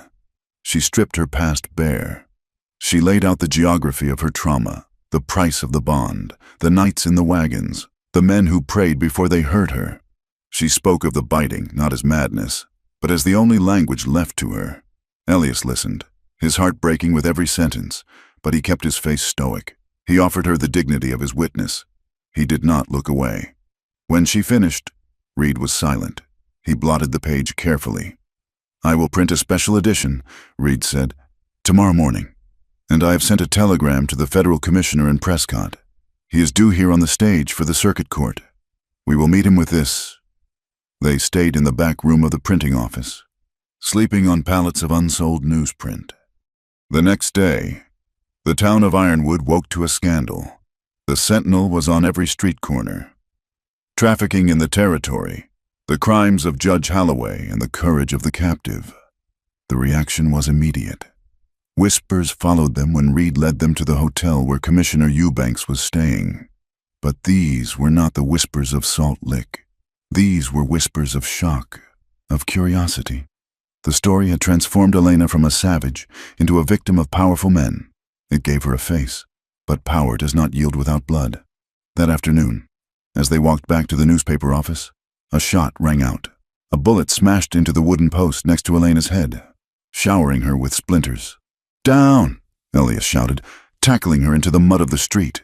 People screamed and scattered. A second shot kicked up dirt inches from Reed's boot. "The roof!" Chatto yelled, pointing to the livery stable across the street. Elias rolled, bringing his Winchester up. He saw the glint of metal on the roofline. He fired, a rapid covering volley that chipped the brickwork and forced the shooter down. "Get inside!" Elias roared. They scrambled into the mercantile store, crashing through the door. The shopkeeper ducked behind his counter. "They are here," Elias said, breathing hard, checking Elena for blood. She was shaking, but she was unhurt. "Holloway sent his dogs." "He knows," Reed said, clutching his hat. "The story is out. He has to kill the witness before the commissioner holds a hearing." They barricaded themselves in the newspaper office that night. The local town marshal, a man named Cooper who respected Reed, placed 2 deputies at the door, but the night felt heavy with threat. Inside, the air was thick with tension. Chato watched the street from the darkened front window. Reed was pacing, reloading a shotgun. In the back room, Elias and Elena sat on the floor, sharing a tin of cold beans. The near miss had rattled Elena. She had been brave in the chair, brave in the telling, but the bullet had reminded her that the truth was not a shield. "I am marked," she whispered, looking at her hands. "I am ruined. Elias, look at what follows me. Death, violence, everywhere I go." She pulled her knees to her chest. "Maybe the town was right. Maybe I am cursed. Maybe you should have left me in the mud."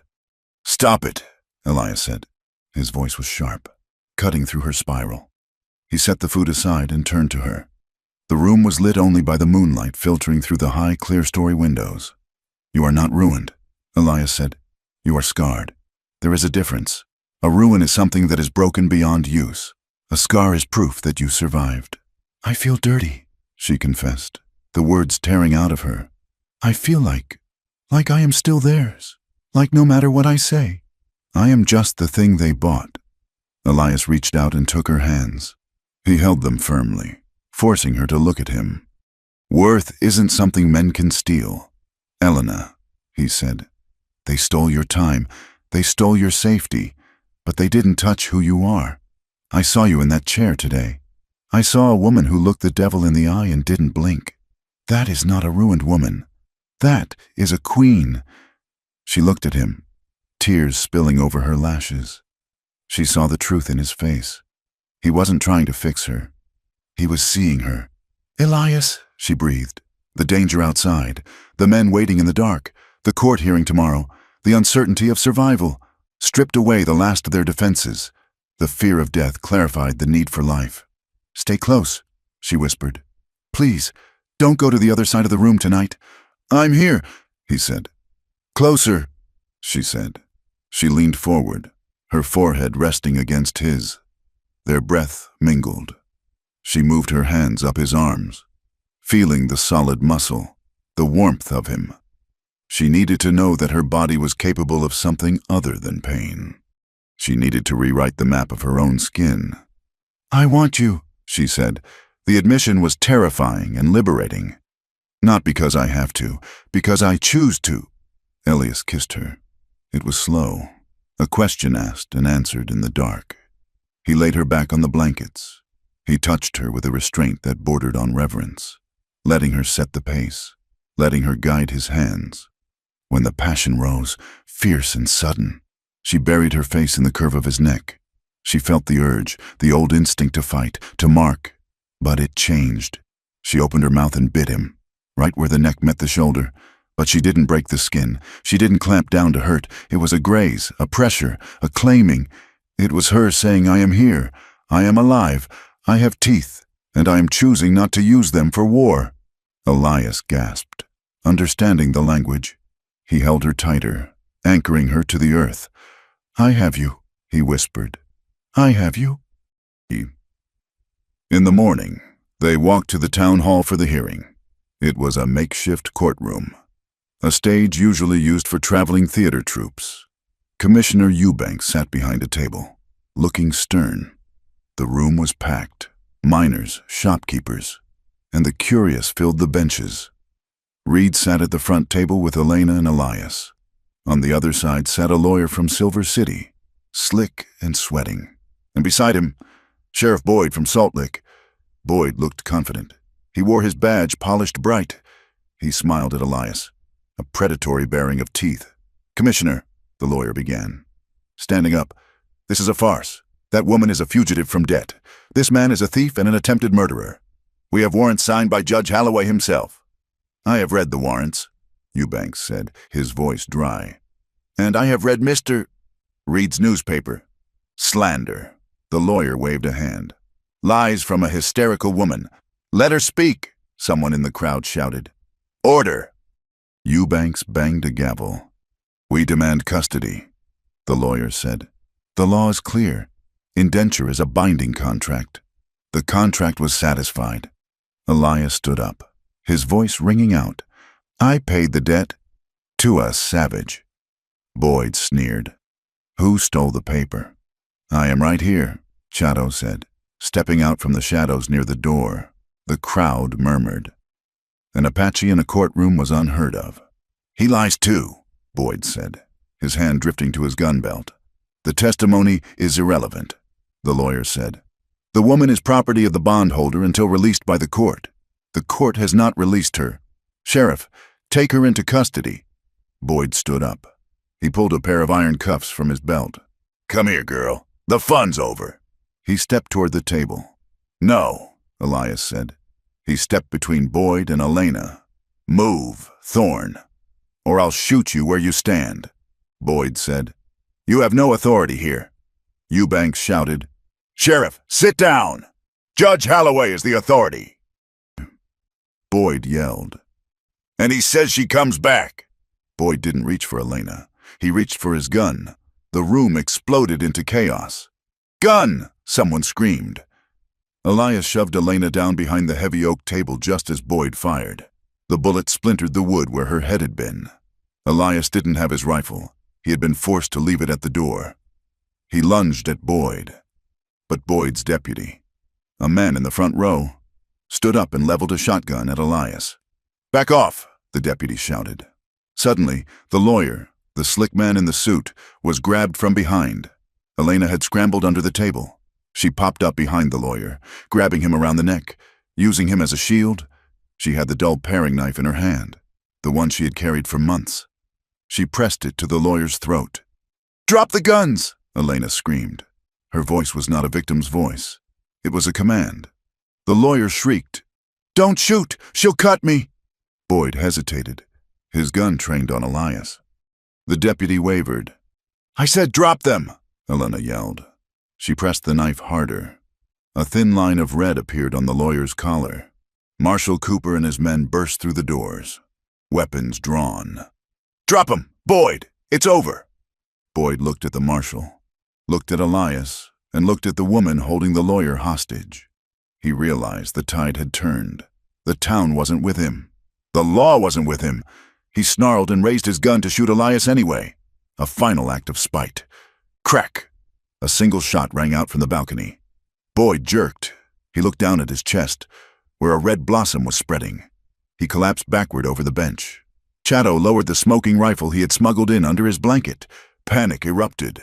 The crowd surged for the exits. The deputy dropped the shotgun and threw his hands up. "I surrender! Don't shoot!" Elias scrambled over the table. He grabbed Elena, pulling her away from the terrified lawyer. "It's done!" he gasped, holding her. "It's done." Elena was breathing hard, the knife still clutched in her hand. She looked at Boyd's body. She looked at the lawyer cowering on the floor. She had not been the one to be saved this time. She had held the line. The aftermath was messy. Justice in the territory was never clean. Sheriff Boyd was dead. The lawyer was arrested by Marshal Cooper. Judge Holloway was miles away, safe in his mansion for now, though his reputation was shattered, and the federal investigation that would follow would eventually unseat him. But the cost was there. A stray bullet from the scuffle had struck Josiah Reed in the leg. He sat in a chair, a tourniquet around his thigh, pale but grinning. "Great story," Reed wheezed. "Hell of a story." And outside, the sun was setting over the mountains. Elias and Elena stood in the street. A crowd had gathered again, but they were silent now. They had seen the violence. They had seen the truth. Commissioner Eubanks walked out, holding the bond paper, the original, which the lawyer had foolishly brought as evidence.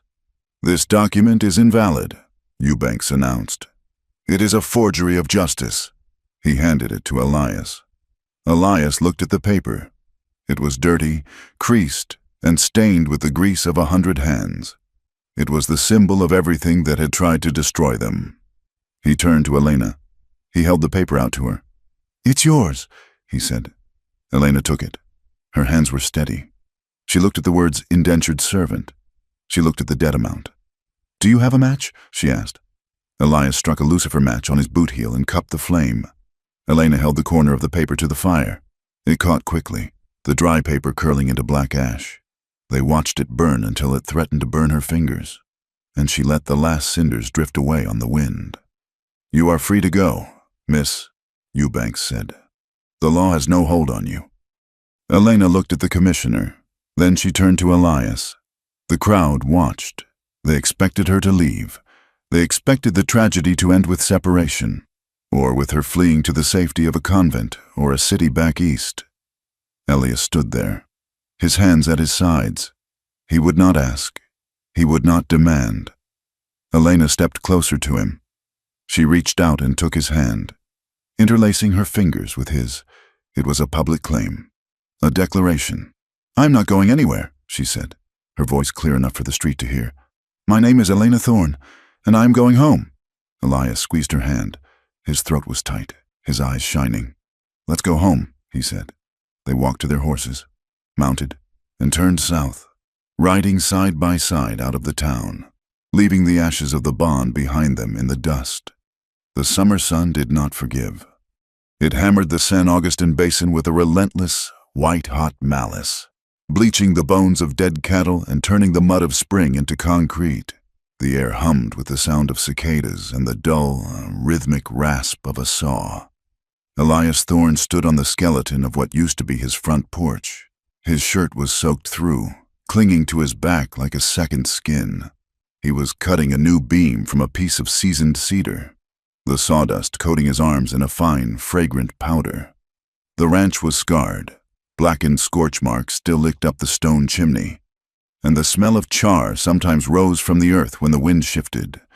But it was standing. Survival had shifted from the desperate sprint of the chase to the slow, aching labor of reconstruction. Elena came out of the temporary lean-to they were using as a kitchen. She carried a tin bucket of water and a ladle. She wore a simple calico dress she had sewn herself, the fabric faded but clean. Her hair was braided back, revealing the sharp line of her jaw and the faint, silvery scar on her cheek where a branch had whipped her during their flight in the mountains. She walked to the porch, her boots crunching on the gravel. She didn't flinch when Elias stopped sawing. She didn't scan the horizon for riders, not immediately. "At least, drink," she said, holding up the ladle. Elias took it, his hands rough and calloused. He drank deeply, the water cool and tasting of the tin. He wiped his mouth with his sleeve and looked at her. "The roof needs tar," he said, "before the rains come, if they ever come." "We need nails," Elena said. She looked at the half-finished wall. "And glass for the window. I won't live in the dark again." "We'll go to town tomorrow," Elias said. The mention of town hung in the air. Salt Lick was no longer a forbidden zone, but it was not a sanctuary. It was a place of uneasy truce. They rode in the next morning. The heat waves distorted the buildings, making the town look like a mirage that might dissolve. Sheriff Boyd was dead, buried in the rocky cemetery on the hill. His deputy, the one who had surrendered, had fled west. A new marshal, appointed by the territory, kept a strict, impersonal peace, but the people remained. As Elias and Elena tied their horses at the rail, the street quieted. It wasn't the silence of a lynch mob anymore. It was the silence of discomfort. They walked into Miller's general store. The bell chimed. Miller, the man who had once ordered them out at the point of a shotgun, was behind the counter. He looked up, his face tightening. "Elias," Miller said. He looked at Elena, then quickly looked at his ledger. "Mrs. Thorne." It was a lie. They hadn't married in a church, but it was a polite lie, a concession to the new order. "Miller," Elias said evenly. "Need 10 pounds of nails and a pane of glass, 12 by 12.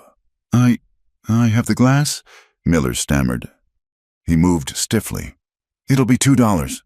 As Miller wrapped the glass in brown paper, a woman entered the store. It was Mrs. Gable, the banker's wife. She saw Elena and stopped. For a moment, the old disgust flared in her eyes, the look reserved for the savage woman who had lived in sin and violence. She pulled her skirts closer, as if Elena were contagious, but she didn't say anything. She simply turned her back and pretended to examine a bolt of lace. Elias's hand clenched on the counter. He wanted to shout. He wanted to force them to see her dignity. Elena touched his arm. Her touch was light, grounding. "Pay him." "Elias," she said softly. "We have work to do." They left the store. Outside, a few miners tipped their hats as they passed, men who respected grit more than morality. But others, the church deacons, the friends of the old sheriff, spat into the dust as they walked by. Healing, Elias realized, was not a flood that washed everything clean.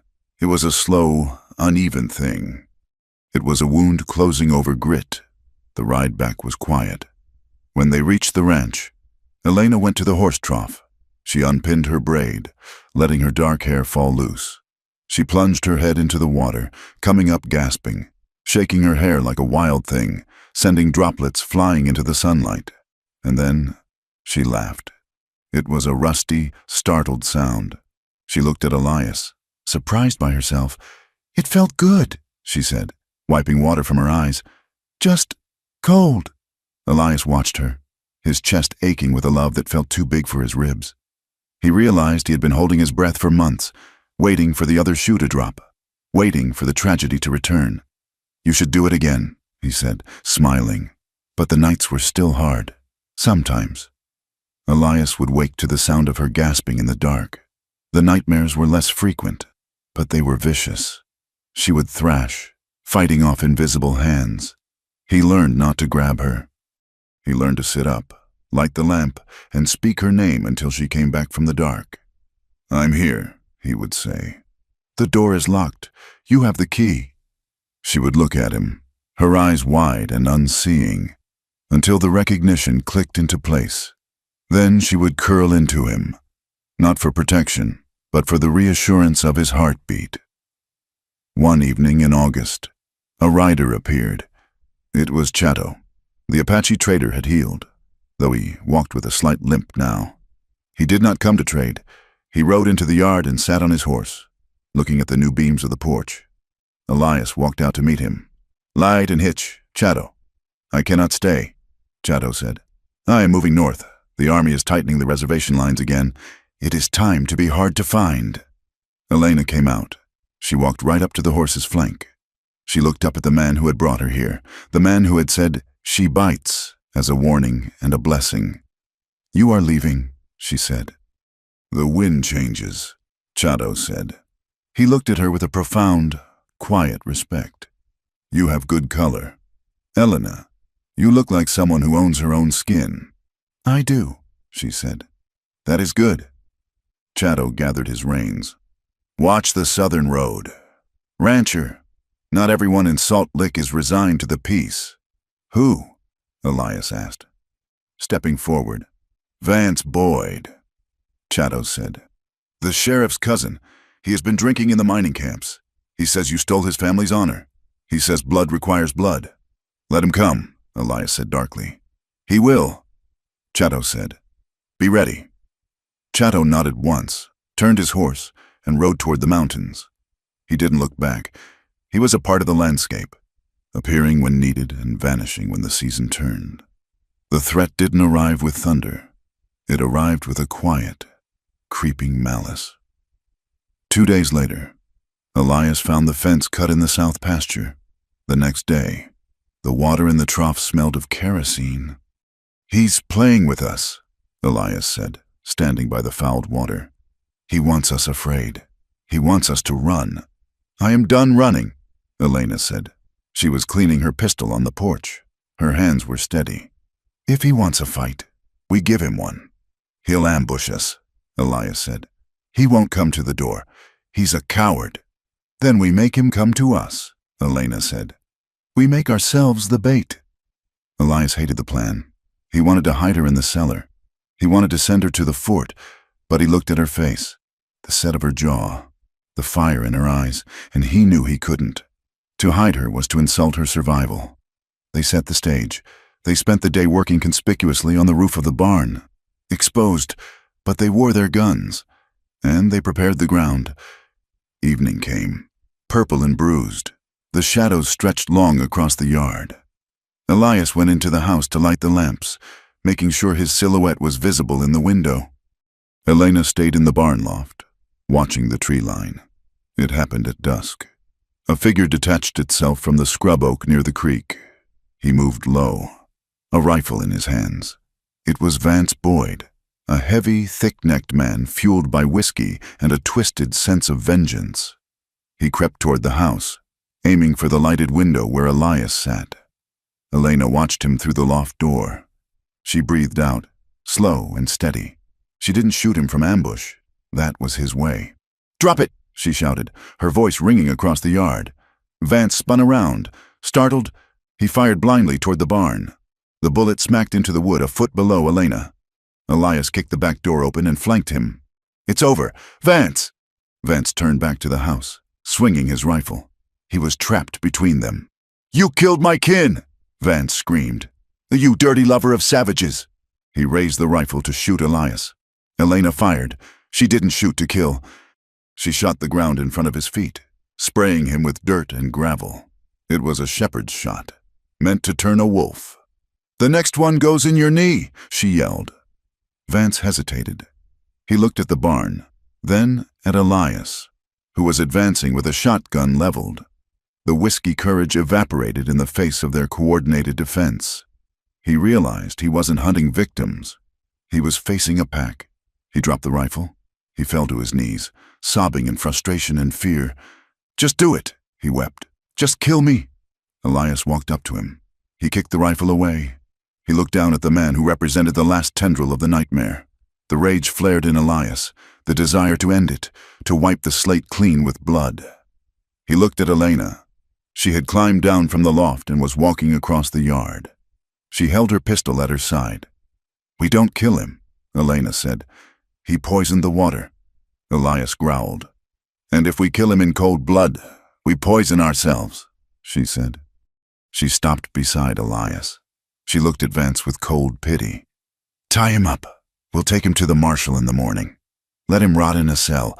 That is worse than death for a man like him." Elias looked at her. He saw the wisdom in it. To kill him was to admit he was a threat. To jail him was to dismiss him as a nuisance. "Get up," Elias ordered, hauling Vance to his feet. They tied him in the root cellar. The threat was neutralized, not by savagery, but by the discipline of people who had fought too hard for their humanity to trade it away cheap. That night, the adrenaline faded into a deep, exhaustion-soaked quiet. Elias and Elena sat on the porch. The air was cooling, the crickets were singing, the violence was over, really over. Elena looked out at the dark shape of the mountains. "I didn't bite him," she said softly. Elias looked at her. "No, I used to bite because I had no voice," she said.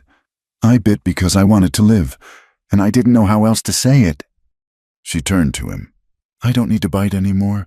I have a voice, and I have a gun." She smiled faintly. "And I have you." Elias reached into his pocket. He pulled out a folded document. It wasn't a bond. It was a deed. He had written to the county clerk 3 weeks ago, quietly, while she was sleeping. "I have something for you," he said. He handed it to her. She unfolded it in the light of the lantern. It was the deed to the ranch. Owner, Elias Thorne and Elena Thorne. Joint tenants with rights of survivorship. She stared at the words. "Elias." "I didn't buy you to save myself," Elias said, his voice thick with emotion. "I bought that bond because I couldn't stand to watch a life be bartered like cattle. But I stayed. I fought. Because of who you are." He leaned closer. "You aren't a guest here, Elena, and you aren't a servant. You own this. Half the land, half the herd, half the house. If you leave tomorrow, you take half the worth with you. You are beholden to no man." "Not even me." Elena looked at the paper, then at him. Tears welled in her eyes, not the tears of trauma, but the tears of being seen, fully and completely. I'm not leaving, she whispered. I know, Elias said. But I wanted you to know that you could. She dropped the paper on the bench and reached for him. She framed his face in her hands. I want to live with you. Elias, she said. Not survive with you. Live. He kissed her. It was a seal and a promise deeper than any law. The autumn rains finally came in October. They started as a whisper on the roof, then grew into a steady, drumming rhythm that soaked the parched earth. The smell of wet sage and damp dust filled the house. Elias stood in the kitchen, watching the rain wash the last of the scorch marks from the stones of the porch. The fence line was repaired. The cattle were lowing in the near pasture. He heard laughter behind him. Eliana was kneading dough at the table. She had flour on her cheek. She was laughing at something, maybe a thought, maybe just the sheer, impossible lightness of being safe. She looked up and caught him watching her. She didn't flinch. She didn't look for an exit. She smiled, a smile that reached her eyes, bright and dangerous and free. What are you looking at, rancher? She teased. Just admiring the view, Elias said. She walked over to him, wiping her hands on her apron. She leaned against him, looking out at the rain. It's a good day, she said. It is, Elias agreed. He put his arm around her. She rested her head on his shoulder. The old warning from the Apache trader echoed in his mind. Enjoy, rancher. She bites. Elias smiled. She did bite. She bit into life with a ferocity that awed him. She bit back at the world that tried to crush her. And in the quiet, private dark, she bit him gently. A reminder that she was not tame, not property, not a trophy saved from the fire. She was alive. She was choosing, and she was loved. Thank you for listening to Enjoy, Rancher, She Bites. This story of survival, grit, and the hard road to trust in the American West was a journey to write, and I hope it resonated with you. I'd love to know where in the world you are listening from. Please leave a comment below. If you enjoyed this story and want more tales of the frontier, please subscribe to From Wild West. Share your thoughts on Elias and Elena's journey in the comments. Did they find the justice you hoped for? Until next time, keep your powder dry.